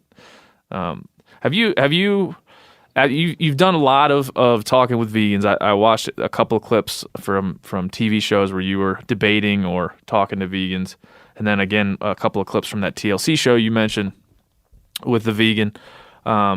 What's your feeling about that movement? Where that is and how it is to sit down? I've done this. How it is to sit down and talk with somebody that's so entrenched in that ideology. I'm a big believer in showing people. I think none of us could do what we do. None of us could truly be hunters if we didn't actually believe what we were doing, if we hadn't gone out there and seen, just the kind of the beauty of hunting, the how natural hunting is, how much good it does for conservation. You cannot sit at a desk or on a sofa on a TV program or sit and talk to a journalist in an office, and you can't put that into words. You have to show them. So I found the most effective way of doing that and the most effective turnaround was the Jodie Marsh show. So what I often do to try and make those conversations effective. I had, for example, a newspaper wanted to talk to me about hunting in Africa recently. And I said, if you're prepared to pay for the flights, I will take you and we can look at hunting and conservation in Africa, but we cannot sit in England and, talk about that. The recent one that you saw on This Morning with the more militant vegan, those kind of conversations where, I don't know if you saw that interview. He was very angry. I did, yeah. I did. I was able to talk to some vegans and animal rights activists that were less angry, but when I saw that, you were very calm and collected and try to deliver your points, but it's such a soundbite battle. It seemed kind of sad in the way that he approached it. But that guy was angry. He was, and I feel like people like him use the animal rights guys to kind of hide. I think if he wasn't an animal rights activist, he'd be maybe a football hooligan. I don't like to judge people, but he's past. He was. People reform, and I'm not saying he's the same person, but I feel like he just placed that anger somewhere else, and I feel there's quite a few animal rights activist kind of videos that I've seen in the UK. And I do often wonder, I kind of look at them and I think you can kind of tell that these people have never stepped foot in the countryside. So it always begs the question as to why they are trying to stop legitimate shooting or hunting or wildlife management taking place if they aren't really that invested in the countryside in the first place, because they don't spend time in it.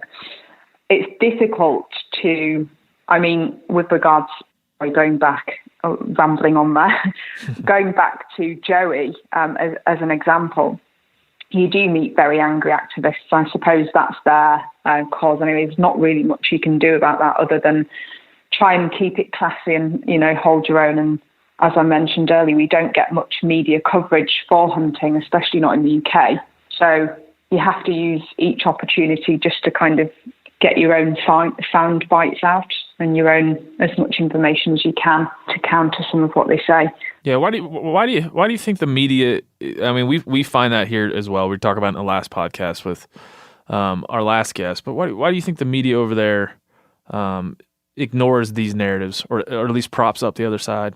Because it doesn't quite simply, it doesn't create clickbait, does it? That they want the sensationalist. They want high emotions equals high profits. If something's really emotive, if you compared a headline of local wildfowling group creates habitat and brings near extinct duck back from the brink, not many people would click on that, because in reality, so many people are removed from the countryside and land management that not many people would be interested in that. However, hot blonde hunter slaughters ducks with a picture of, a young woman with a duck in her hat, people are going to click on that. So, in my opinion, they're putting sound conservation models at risk for clickbait, basically. They want these high emotional, sensationalist stories because that's what sells. One really worrying thing that is going on at the moment in the media is our current Prime Minister, Boris Johnson, his girlfriend, Carrie is actually an animal rights activist. She's anti-hunting and she's very vocal about it. And at the minute, we are seeing quite a lot of conversations in government which seem to stink quite a lot of her own emotional opinions on wildlife management. So it's a scary time. And you've got to ask yourself who's in control of the media. If you have people placed in government with such agendas, then we don't stand a chance to get any sound, good, informative information out there. And it's a shame. Yeah. Yeah, and I think that goes across Europe. There's a lot. I've seen a lot of threads from folks I know over there, similar. What do you take folks here in the States that aren't aware of this trophy hunting import ban? Take them through. I don't know if we'll be able to cover it from start to finish, but as well as you can encapsulate what's happening now and what's led to this. Basically, DEFRA have launched a consultation into looking at the potential ban of imports and exports. Excuse my dog. Imports and exports into the UK. This would basically mean that our Scottish red deer which quite a few, Scotland's beautiful. We have quite a few tourists from around the world who come in to hunt. They wouldn't be able to export their trophies, not just in Scotland, UK-wide, and we wouldn't be able to import trophies. Now, it hasn't been made clear just as yet if what species this includes or if it's a total outright ban on all species. So we're going through the consultation stage at the minute. DEFRA, who is our Department for the Environment, has basically asked for people's opinions online. They've now extended that for a month.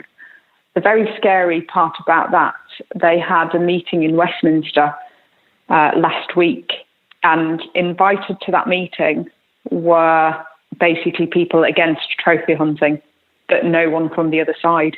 I think it's quite a scary peek into where that one's going.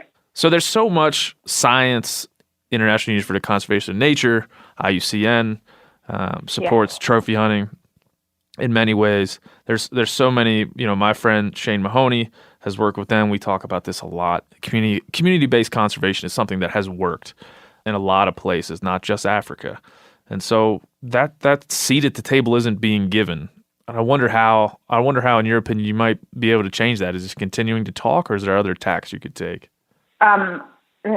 This is a really bad week to have this conversation with me. Yeah. Because it really has just been such a frustrating week. The IUCN report, I kind of asked myself and thought, does the UK government just like wasting public funds? Because as you say, the IUCN is the largest environmental and conservation group in the world. It's made up of all of the conservation and environmental organisations. So you would think if they spent all of this time and money compiling this report with, all the necessary experts, the science, the data that they needed. They even have WWF in there stating, hunting brought even black rhinos back from the brink. So you would think that someone in the UK kind of government would look at this and say, well, there you go. We can't do a better job than that, really, than that report. They just don't seem to be reading it. And this is the scariest part. We have people in such high positions in government just not reading it. I had a quick look on Carrie Simmons, Boris Johnson's girlfriend's Twitter earlier. And I mean, she's tweeting these news articles from media outlets I suppose would equate to being your version of CNN.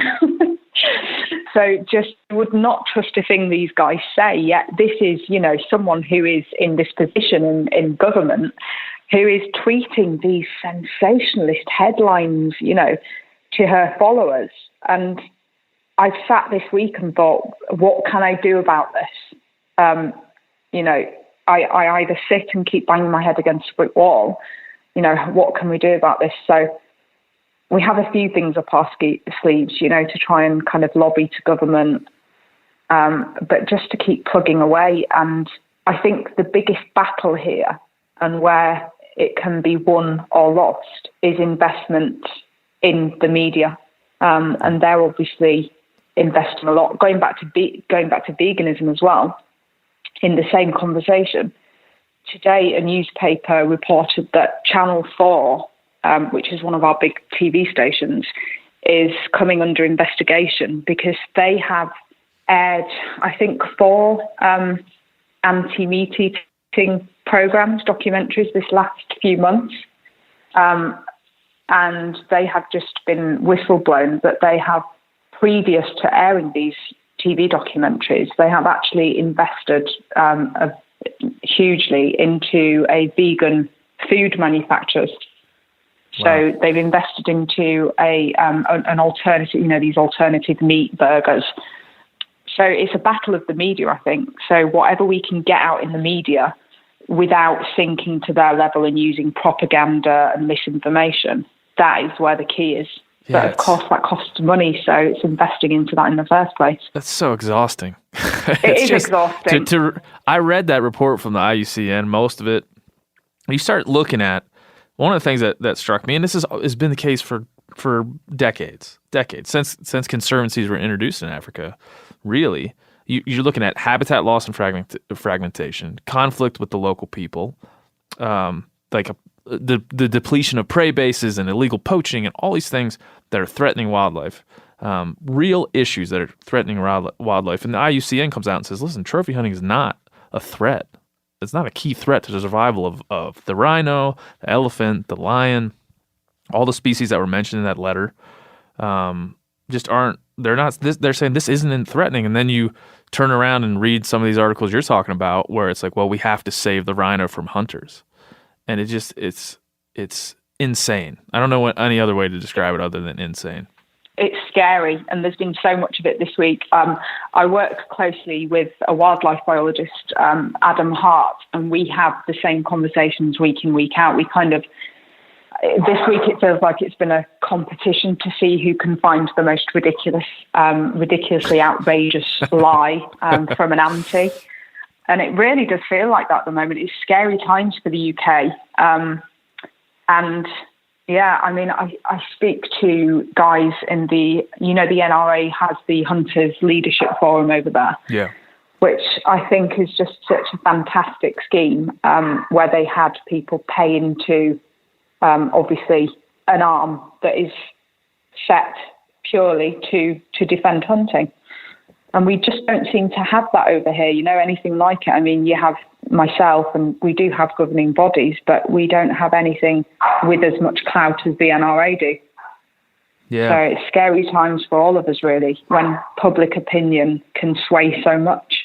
Yeah, when it becomes politicized, like it seems, as you're saying, it seems to have become so intensely politicized. When you're over here, we have right and left, progressive and conservative, and when you start to, gun rights has become a very conservative thing, and environmentalism has become a very progressive thing. And when you start to label each one of these groups with these ways of thinking and these ideologies and these lines of thought, it gets dangerous because it becomes a political game. Who can get elected by pandering to whatever side? And it seems, just from what you're saying, that it's really intensely connected to one type of thought, and these politicians can capitalize on it because most people tend to lean towards the sensational and not the complex report from an international governing body of conservation. It's crazy.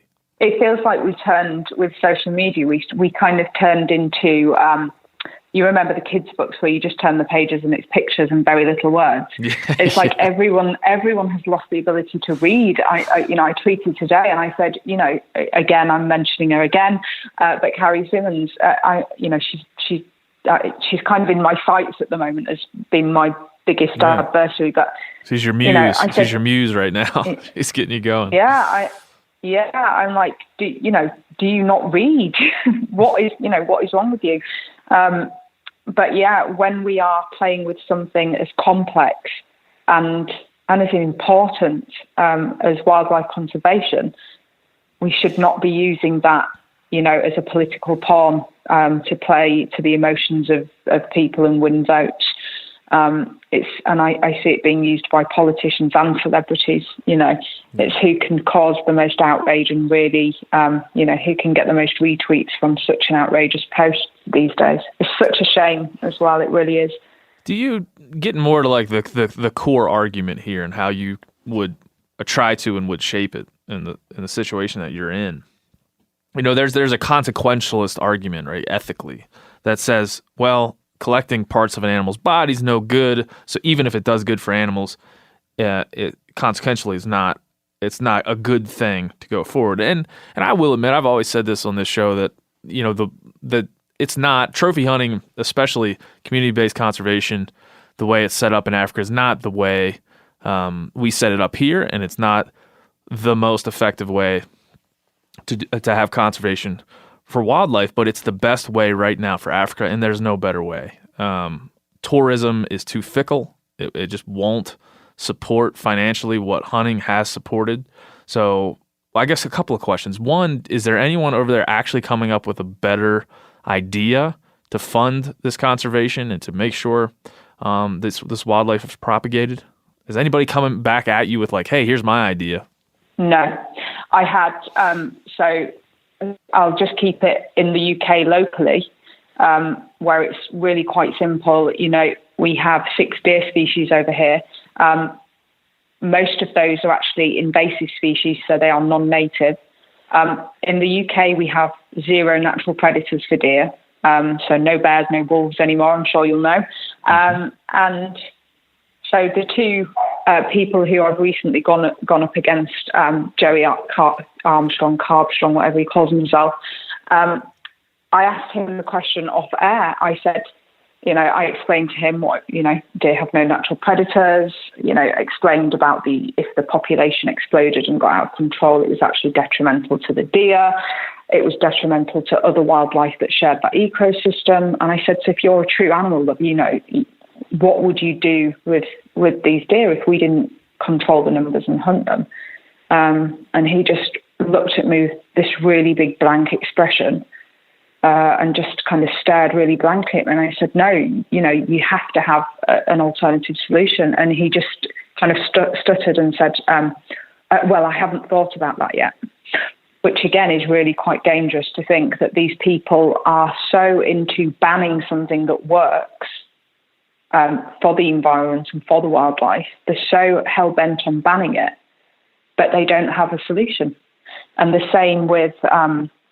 I went on another daytime TV program to discuss, there's a guy over here who has had veganism recognized as a philosophical belief. I don't know if you've seen that. I haven't, but I'm not surprised. Yes. So he, and very oddly, his employer was one of the biggest animal rights activists groups in the UK. So he won a case to have his veganism recognised as a philosophical belief. So I discussed this on TV with him, and I asked him the same question. And I said, you know, what would you do if hunters didn't manage the deer? What would you have us do? And he said, well, I would translocate them. So his answer was to move the problem around the country. Yeah, no, just put them all on a boat. Yeah, that's fine. I talked to an animal rights activist here, and we were talking about, he was really about bodily autonomy and the lack, you know, and reducing suffering and sentient beings. And then at the same time, I asked him, you know, what do you do, you know, with bears that kill other bears? What do you do about predatory behavior in the natural world? And his answer is basically eugenics, that we would capture them and reprogram them so they're nicer. And like he said it he had his own rhetoric built around that point, but that's basically what he said. It's similar to what you're saying. It's these points aren't thought out. I wish they were, because I would love to have an intelligent discussion around this. I'm not saying I'm 100% right. I'm sure you would probably say the same thing. It's just you can't really have a conversation with somebody that hasn't thought it out very well. Yeah, exactly. And I liken it to me, you know, advising NASA on space travel. You know, I have absolutely no idea about it. Why would I be then trying to influence government policy, or you know, trying to have a say over scientists on this matter? It's insanity, and it's scary. It's scary at best. And for me, you know, if I don't hunt, you know, I'm still going to survive. We live in a modern world. I'm still going to survive. I'd probably be a very, very miserable person, but the fact is I would survive. But my biggest motivation with all of this is not, you know, just to preserve my rights and, you know, my natural need and want to hunt and to have access, you know, to good quality food. It really is for wildlife and on a global scale. Yeah. And I wish that was their motivation rather than their hatred or misunderstanding of hunters. I wish they would switch their motivation to be what's the best for wildlife, and then we would all soon get along, I reckon. Because they'd realise that hunting is, a chance. You know, one of the best things. Yeah. Yeah, it's weird that, I guess here's a flat out question for you, because I've thought about this a lot. Do you... If you were to erase kind of the way vegans and animal rights activists kind of treat us as hunters or look at us as hunters, could you get along with them and like them and see their points of view? I mean, do you totally dismiss everything they say?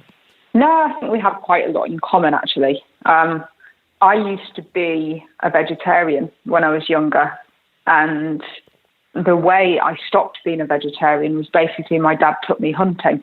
So I became a vegetarian. It was the advent of, these kind of behind the scenes of factory farms, and animal rights activism in the early 90s had really taken hold. And I'd go shopping with my mum, and there'd be someone, with a table stall in the town centre showing you these horrific images of pigs in, horrible factory farming conditions. So I turned vegetarian. Didn't work out for me health-wise. I became quite anemic when I was little. And my dad actually took me hunting rabbits. And I think it says in the introduction of my book, by the way, the squeaking in the background is my dog. Hey, you just say, hey, I'm out here living the life. This is what I do. So Dad took me hunting, and it was that really that convinced me that, this is actually, it doesn't have to be, you can be a meat eater but be ethical about it. So a lot of my conversation with vegans and vegetarians lately has been that, and they're not all the same. Not every vegetarian or vegan is actually against hunting. And I think this is an important point to remember when we are communicating and the dialogue that we're using. There is middle ground and there's common ground to be found. And I do think that that's one of the most important things to remember. For all of us. Yeah, and you run into... there are people on the fence. Yeah, like the gentleman you ran into during that morning show interview. There's, I've tried that same tact, and I believe in it. I believe that you can talk to somebody that you vehemently disagree with and find common ground. And fortunately or unfortunately for all of us, I have a lot in common with vegans. A lot. More than maybe even some hunters in the way that I think. But there's a hard line I take when it becomes an angry ideological hatred that spills over onto wherever, especially what it seems like you've gone through on social media and live on television and things like that. I think it's a hard thing to get through, and I don't know when it'll end or if we're just fighting the last battles here for hunting and for meat eating and for wild game. Who knows? But I think your book certainly will do good. But what do you see for the future? If you look 20 years in the future for the UK, what do you see? Well, I think I'll first of all agree with you what you say. There are some vegans who are not vegans, anti-hunters, I suppose you could call them, who are. There's no middle ground with these people. It's their way or the highway. You've got to understand in life you're going to have that you're going to have that, but you just can't give up because there is middle ground and there are people on the fence. It's those people we need to focus on. 20 years, 10 years, 5 years. It's scary to think. It really is. I mean, we are fortunate to have fantastically beautiful countryside in the UK, and it is mainly looked after by people who farm the land, who use the land for game shooting.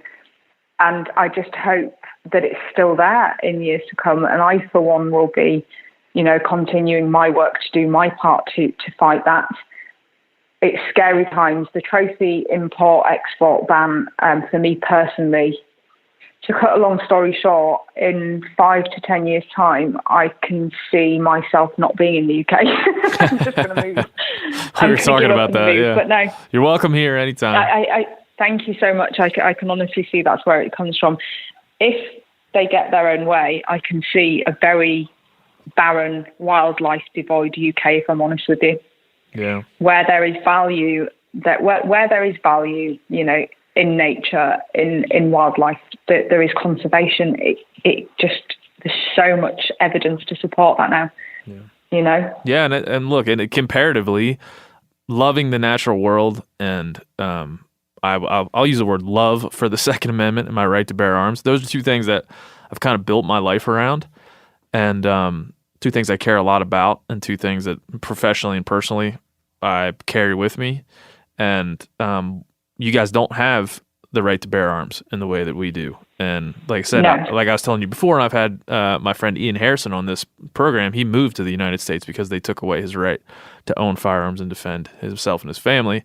As a member of the military, he had to deliver his firearms to a police station and turn them over after the Dunblane massacre. And the next week, he picked up and moved here and is now the editor of Recoil magazine, which is one of the more popular gun magazines in this country. So if that's not a stark example of what you may go through in the future, I don't know what is.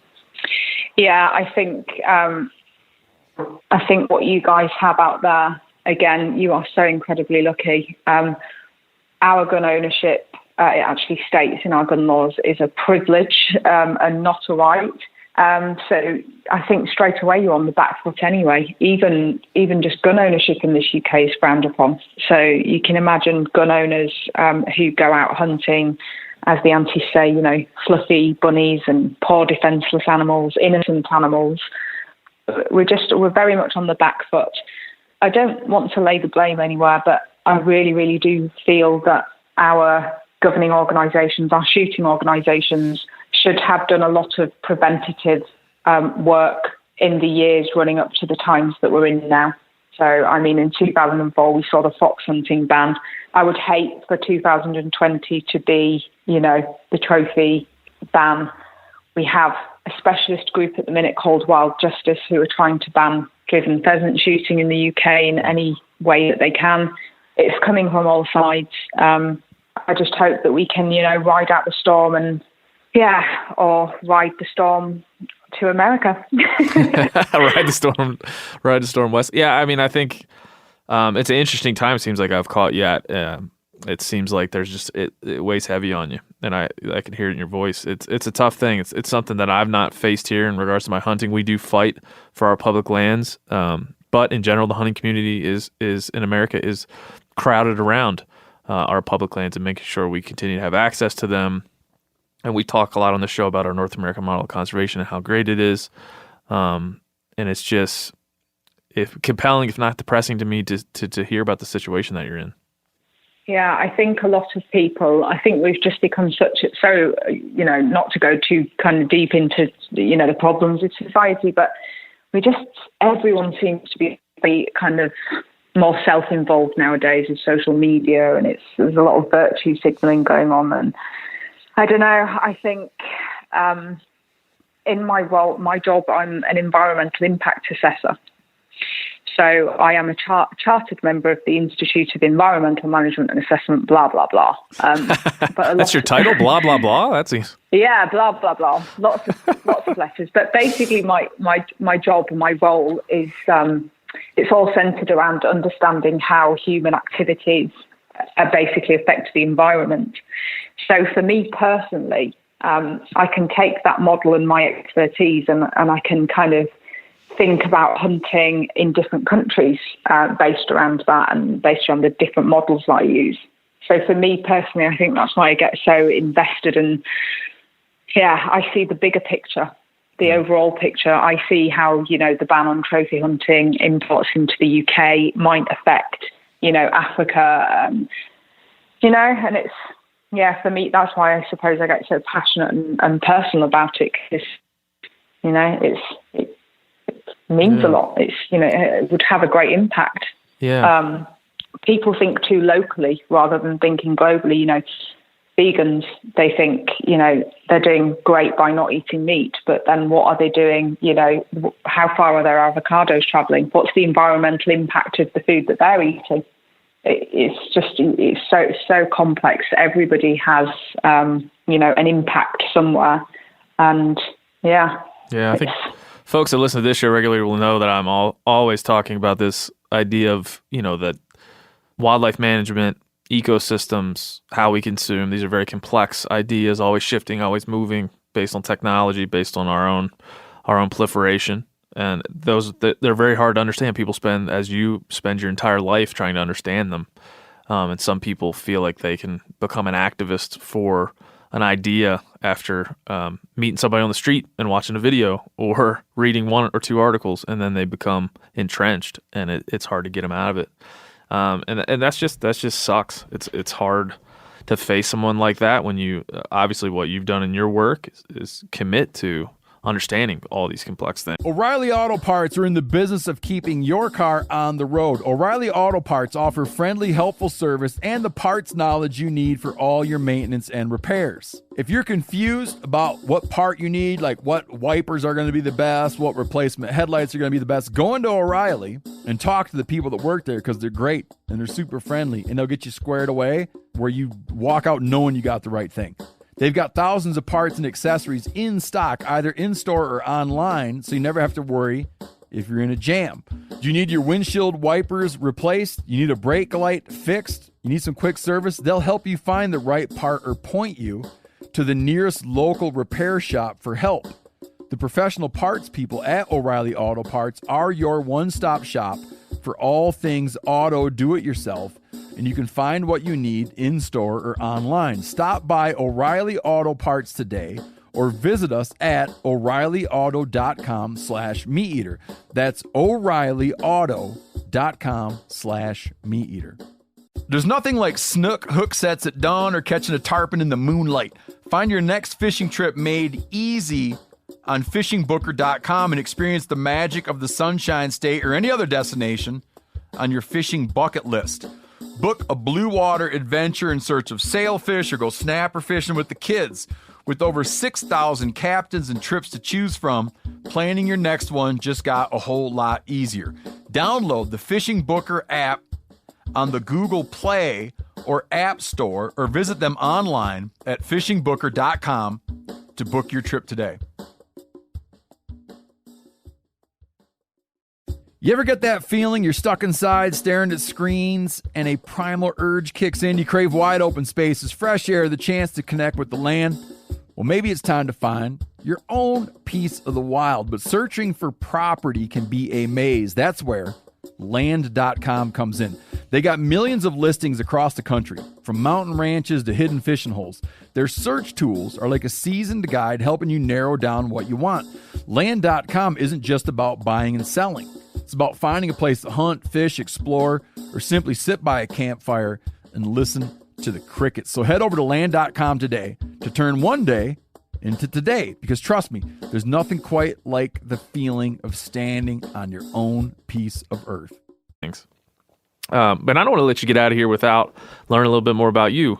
I always like to ask this question, and I think there's so many similar answers. But do you remember as a child, when was the first time you really fell in love with the outdoors, or when it first struck you that this is something you wanted to do? Oh, here comes my unconventional childhood.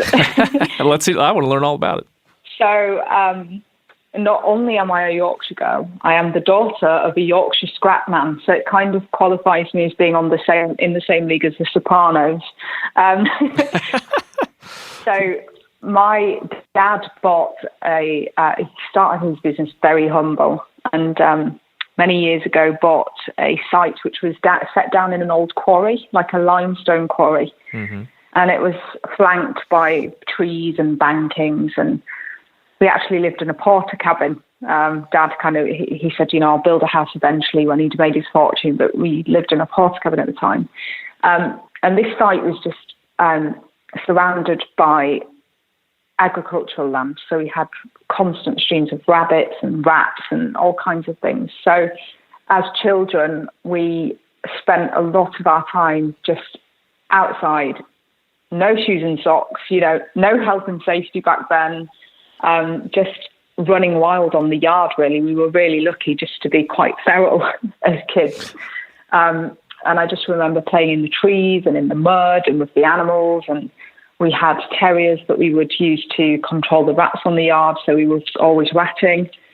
So I suppose in a way, from a very young age, hunting has just always been a part of who I am. It's shifted over the years in its different forms, going driven pheasant shooting. I still love ratting with my terriers. I like how you call it ratting. Ratting. I'm going to use that. Yeah, but just I suppose all of my childhood memories in some way have hunting in them somewhere along the lines.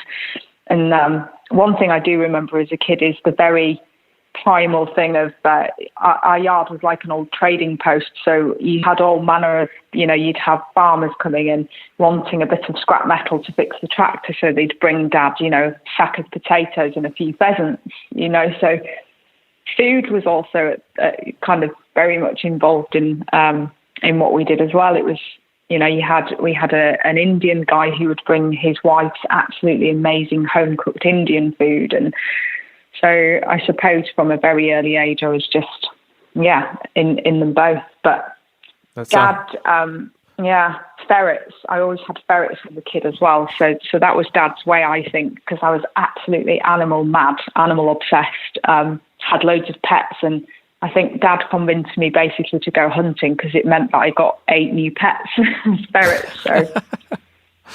Well, that's anyway. And you're a mother yourself, right? I am, yes. I have a 14-year-old son. Well, that's an interesting age. I just had our second son. I've got a 3-year-old and a 5-day-old. Congratulations. Thank you. I've not slept very well in a few weeks. So when you think about raising your son, where you do, and kind of trying to help him to deal with all we've talked about, and also maybe give him some threads of what you grew up with, how do you kind of put that together in a parenting philosophy that you could tell folks? Well, I think it's important never to kind of push your own views because, we're all individuals.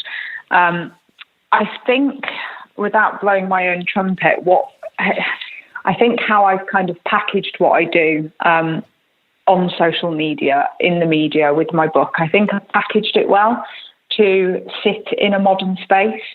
I mean, it's one of the reasons I wrote my book, because I wanted to put something out there that reflected, that not all shooters are kind of old men in dusty jackets. And I do get quite a lot of young people who follow me, and some of my son's friends follow me.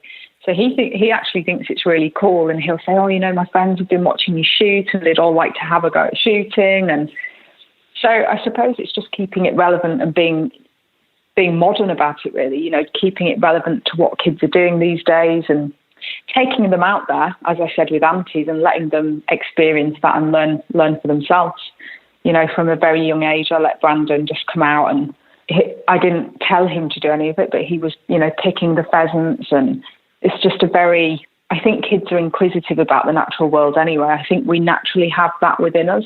So I think if you expose them to it, they, excuse the pun, they take to it like a duck to water. So yeah. No, we've talked about that a lot here, and I think that too. And I think as long as you give them the opportunity to do it, and I always think of just telling my son, like, be yourself. Just be yourself. And if that's not, if you don't share all my passions and you don't share exactly what I want to do, that's okay. As long as you're being yourself and you got your joy and you're holding on to it, that's all. That's totally fine with me. So I think exactly. I think that's a great way to look at it. Now, you have Game and Gatherings, the cookbook, and like I said, 57 dishes in there, and a lot of it is has a more European, like field of fork flavor to it. As I was looking through some of it, how's that impacted your career, and how long did you work on it? Well, I started writing the book, I think, 2 years ago. I always make people laugh here and say I can't actually cook.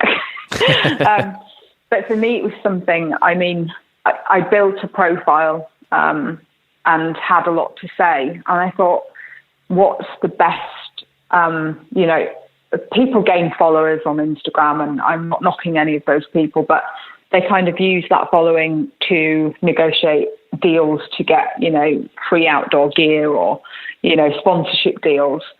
And I thought to myself, rather than using my profile to do that, what can I do to tell a story about what I do in a universal language? And I think the saying about food, the way to people's hearts is through food, it works.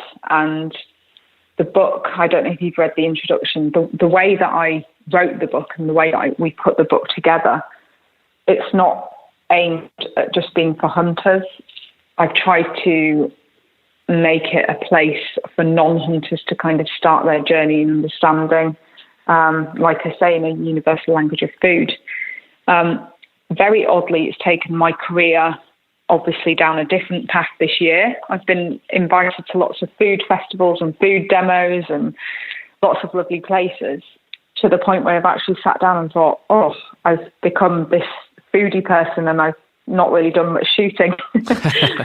So I don't want to just be the one thing. But I just thought I had a responsibility to put my legacy out there. And I thought, what better way than food and than with a cookbook. So I hope that that's something that will be around for many years and will be passed, down to people's children, and I wrote the recipes in a way where they're quite simple, but they can be tweaked, people can add things and change things. So hopefully it was just a nice legacy to leave, other than, using my following in different ways. I like it. Something I always we bring up here, and you just kind of touched on it. I think it's like something to end with. You're not just one thing, right? And a lot of times on social media or in the public forum, people want us to be just one thing. They want to label you a certain way, especially for you, being, like you said, being a female in this industry. It seems like the hate is more intense. The love maybe is more intense. Your position in the community, just being different than the traditional hunter, as you said earlier on, like all that becomes this real complex soup of who you are to people. And I'm sure that's hard to manage. How do you try to do that, or how do you think about that? Because you can be stereotyped really easily. It is a really hard thing to manage. When I started shooting, it was before kind of Instagram and social media had really taken off. And I just spent literally hours and hours and hours under towers, shooting plays, on the range. I was just absolutely obsessed with shooting, target shooting. Then I got into the game shooting. But I spent a lot of time honing my skills, so becoming the best shot that I could possibly be. I shot competitively for a while, and I am me. I'm not going to go in the field and not be myself. I'm still a female. I still enjoy dressing well. I still enjoy wearing makeup, but that doesn't detract at all from my ability as a shooter or a hunter, or my dedication or knowledge or experience in the outdoors. What I did find in the UK, there weren't many women in the field, so it was unusual to see, a petite blonde, shooting. And I did get met with, a few frowns and a bit of this and that on social media, comments. And I found that most of these comments were the very kind of old guard, old English side-by-side shooters, the very, that hadn't quite got into the fact that women can vote now and can have jobs and stuff. So one thing I did to counteract that, I took myself to the British side-by-side championships, and I came 8th overall out of 160 odd of these aforementioned shooters. So just show them that you can shoot. I don't think, I never expect special treatment. Shooting and hunting is one of the few things that men and women can do equally. There is no physical limitations.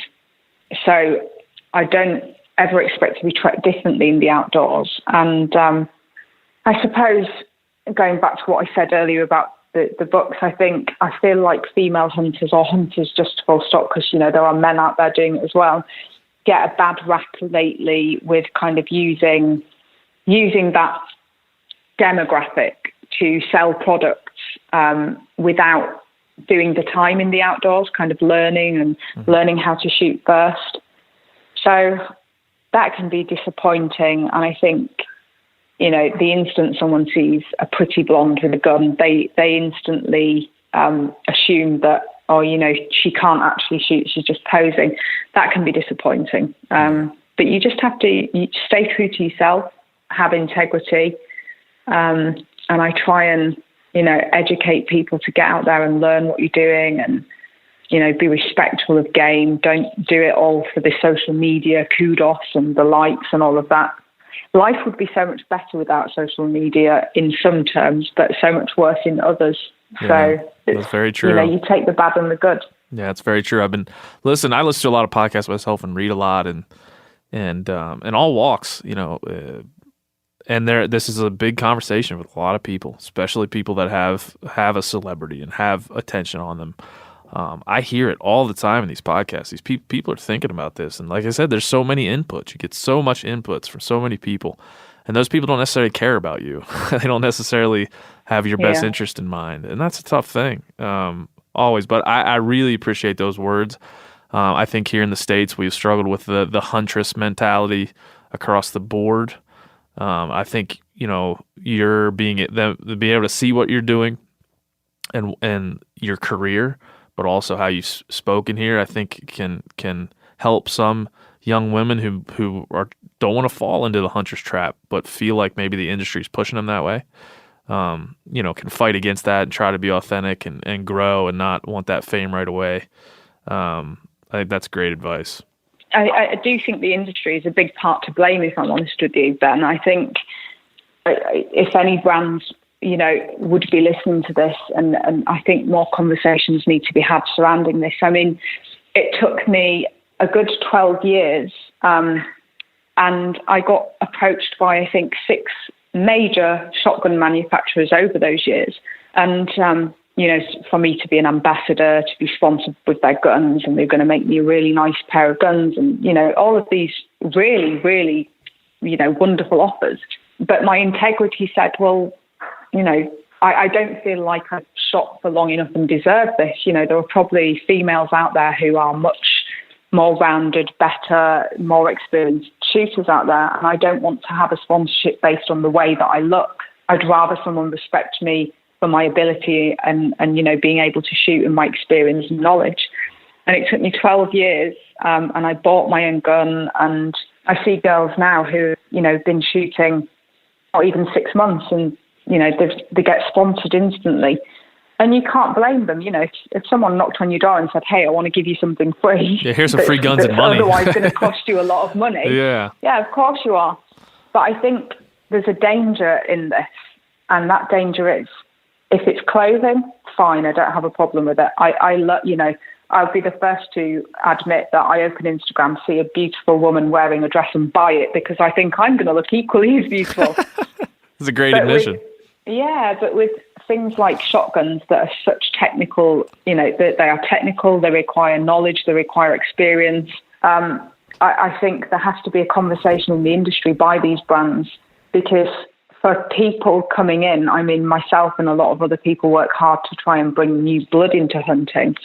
If they follow some of these accounts and see that they are sponsored, it kind of gives them a badge of credibility almost. Oh, well, they must know what we're talking about. Barrett sponsor them, and I think it's dangerous, because if that person is very new and inexperienced and they put information out there that isn't correct, that brand has then given them credibility to respond. So it's definitely a conversation to be had in the industry. I think that's where the change needs to come. Yeah, and I think people are tiring of it.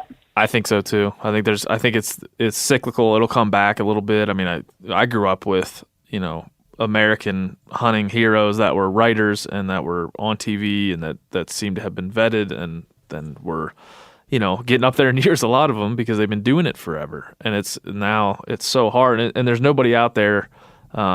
It's not like sports. There's nobody out there following your every move and saying whether you're doing good or bad. So it's pretty easy to gather a following based on the way you look or what you say, and forget about the other parts, which the shooting and hunting craft, which and really the environmental part of it as well, and understanding the natural world, environmental knowledge and all those things. So we talked about in last episode, environmental IQ being something that's important for all of us to understand, and how we learn about everything around us. So I really do think, hopefully, we talk about it here all the time. I mean, I think our demographics, my demographics for this show is like 92% guys and 8% females. I don't want that to be that way, but it is what it is. So hopefully that 8% is hearing what you're saying and can move forward in a way that's helpful. I think so. I think all of our focus should be on education and encouraging, making sure that our traditions and hunting and the environment are looked after. for generations to come. But I think, new conversations need to be had, and people need to, it's very telling of the world, everyone wants to hang out at the finish line without actually running the race these days. We live in such a fast-paced world, so I just think we all need to slow down and go back to, Yeah, there's nothing better to slow down than go hunt, go in nature, go test yourself to shoot a clay, as you have done over many years. Well, Rachel, thanks so much for joining us. Keep doing what you're doing. You're on Instagram, Rachel Carrie Hunting, and the book is Game and Gatherings. And like I said, no publicist called me on this one. I've just been following you. I've been seeing what you're doing. And I've been hearing about this trophy ban and hearing from our listeners about what's going on in the UK. And I wanted to give that some airtime and definitely give you some airtime because it's a great conversation. So thank you so much. Thank you so much for having me. And if Carrie Simmons is listening to this, you really need to learn how to read. Carrie Simmons is your muse right now. You get up in the morning, She is. check that Twitter account. Check that Twitter account and go to battle. I'm coming for her. I love it. Carrie versus Carrie. Thank you for having me. If you ever get her in a public forum, you let me know. I'll be watching. Yeah. Now you guys keep up the great work as well. It's all a joint effort what we all do. So just keep supporting one another. We will. All right, Rachel. Thanks. Thank you, Ben. See you.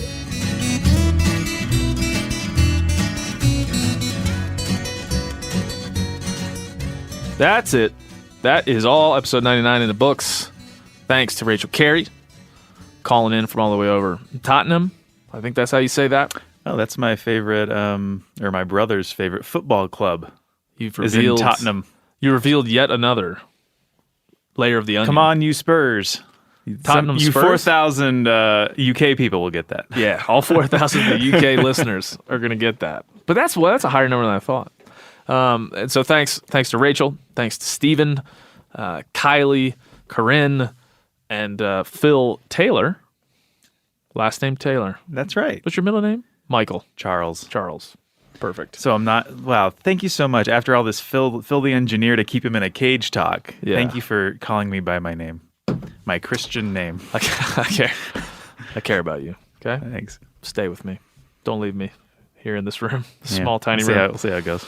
All right. Well, if you bring any more fake meats in here, did they got like grease all over the table, I will not stay with you. All over the table. Phil was super nervous before we recorded this that we would ruin the podcast studio forever. And I don't know that we did that, but there was a lot of like condiments in places they shouldn't have been. For sure. Everybody's shirt that they were wearing had little dribbles of grease on it from the blindfolded meat eating. It's fine. It's okay. Not recommended. Don't wear a blindfold when you're eating a hamburger. But it was great. It's all fun. We're going to keep covering that. You know what? Before we go on this one, this is, I think, a shorter episode, so I feel like we could ramble on a bit at the end here. I wonder how many people are still listening. They probably go ahead and hit stop at this point. But we were working on, I was working on with Corinne, the producer, and Phil, the engineer, kind of what we're going to try to explore this year on the Hunting Collective. Now, it's like the best year ever. So what are we going to do? You're going to go to New Zealand for one. That's one. Yep. I had a lot of other ideas. Now, Phil doesn't even know about this. This is the only thing I wrote in a Word doc, and I didn't even show it to anybody. But number one, we're going to take Phil hunting. Phil's going to come to Texas and turkey hunt with me. He has no choice at this point. He's doing it. Now we've announced it to everyone. So it has to happen. You know, I was also thinking of an idea. You know Oprah? I believe so, yes. Oprah. Yes, Oprah. And Stedman and Gale. Yeah, the next president. The Oprah family. Oprah, the next president of the United States. Maybe. Next 8 years. She's probably going to win. She has the book club. Yes. It's probably the most famous book club. Yeah. No, I was looking at that. You know, I like to read books, and I thought, why not create my own book club? Ooh. What do you think about that? That's THC fun. Book Club? Sure. Because we had a lot of people write in. They're like, hey, every damn guest you have on has a book. I can't keep up with that. I mean, you've dropped so many names of books on this podcast. It's a big book podcast. It's already a large book club. But it's just not official yet. It's not official. So we're gonna announce maybe in the next episode. I'll commit to it. Next episode, we're gonna give you the details of THC Book Club. It's gonna be good for you. Trust me. But you just have to read, which I'm assuming you would want to do. If you're a reader, you could be a winner in the THC Book Club. You might get a car. I don't know. Don't Do you think say, we can give don't away say those? that. All right, whatever. Now I'm just rambling, but I came up with that idea. I like it. THC Book Club. So we're looking for that in episode 100.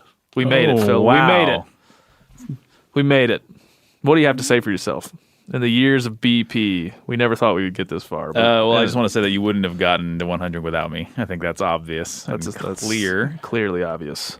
All right, well, we had a great episode this time. We'll see you for episode 100. Episode 100, we're going to give a lot of stuff away. We're going to celebrate you, the listener. We're announce some really cool stuff, contests, other things you're going to give away. It's not just New Zealand around here. Tune in next week. We'll see you. Bye-bye. The Hunting Collective with Ben O'Brien is a part of the Meat Eater Podcast Network. It is produced by Corinne Schneider and engineered by Phil Taylor. You can find it on iTunes, Stitcher, Spotify, themeateater.com, or anywhere podcasts are downloadable. Wherever you listen, leave a 5-star review and subscribe.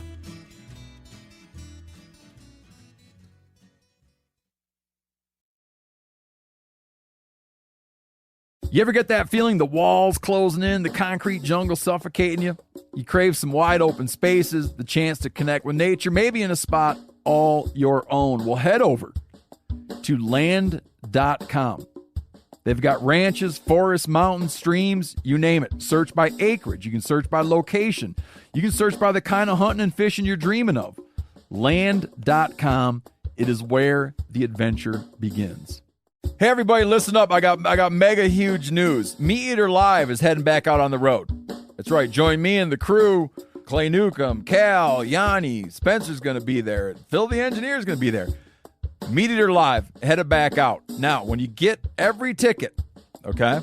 Every ticket you buy, you get a signed copy of our new Meat Eater Outdoor Cookbook. This tour is celebrating the release of the book. Buy a ticket, get a signed copy, Meat Eater Outdoor Cookbook, wild game recipes for the grill, smoker, camp stove, and campfire, which I'll point out is a $38 value. Here's where we're going to go.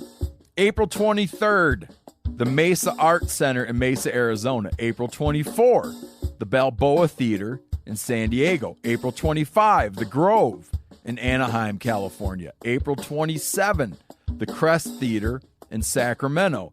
April 29, the Union in Salt Lake City. April 30, the Egyptian in Boise.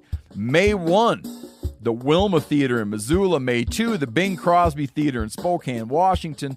May 4, Revolution Hall in Portland, Oregon. And May 5, the last day of the tour, Pantages Theater in Tacoma, Washington. For tickets and more information, visit the events page at themeateater.com. Hope to see you at the show.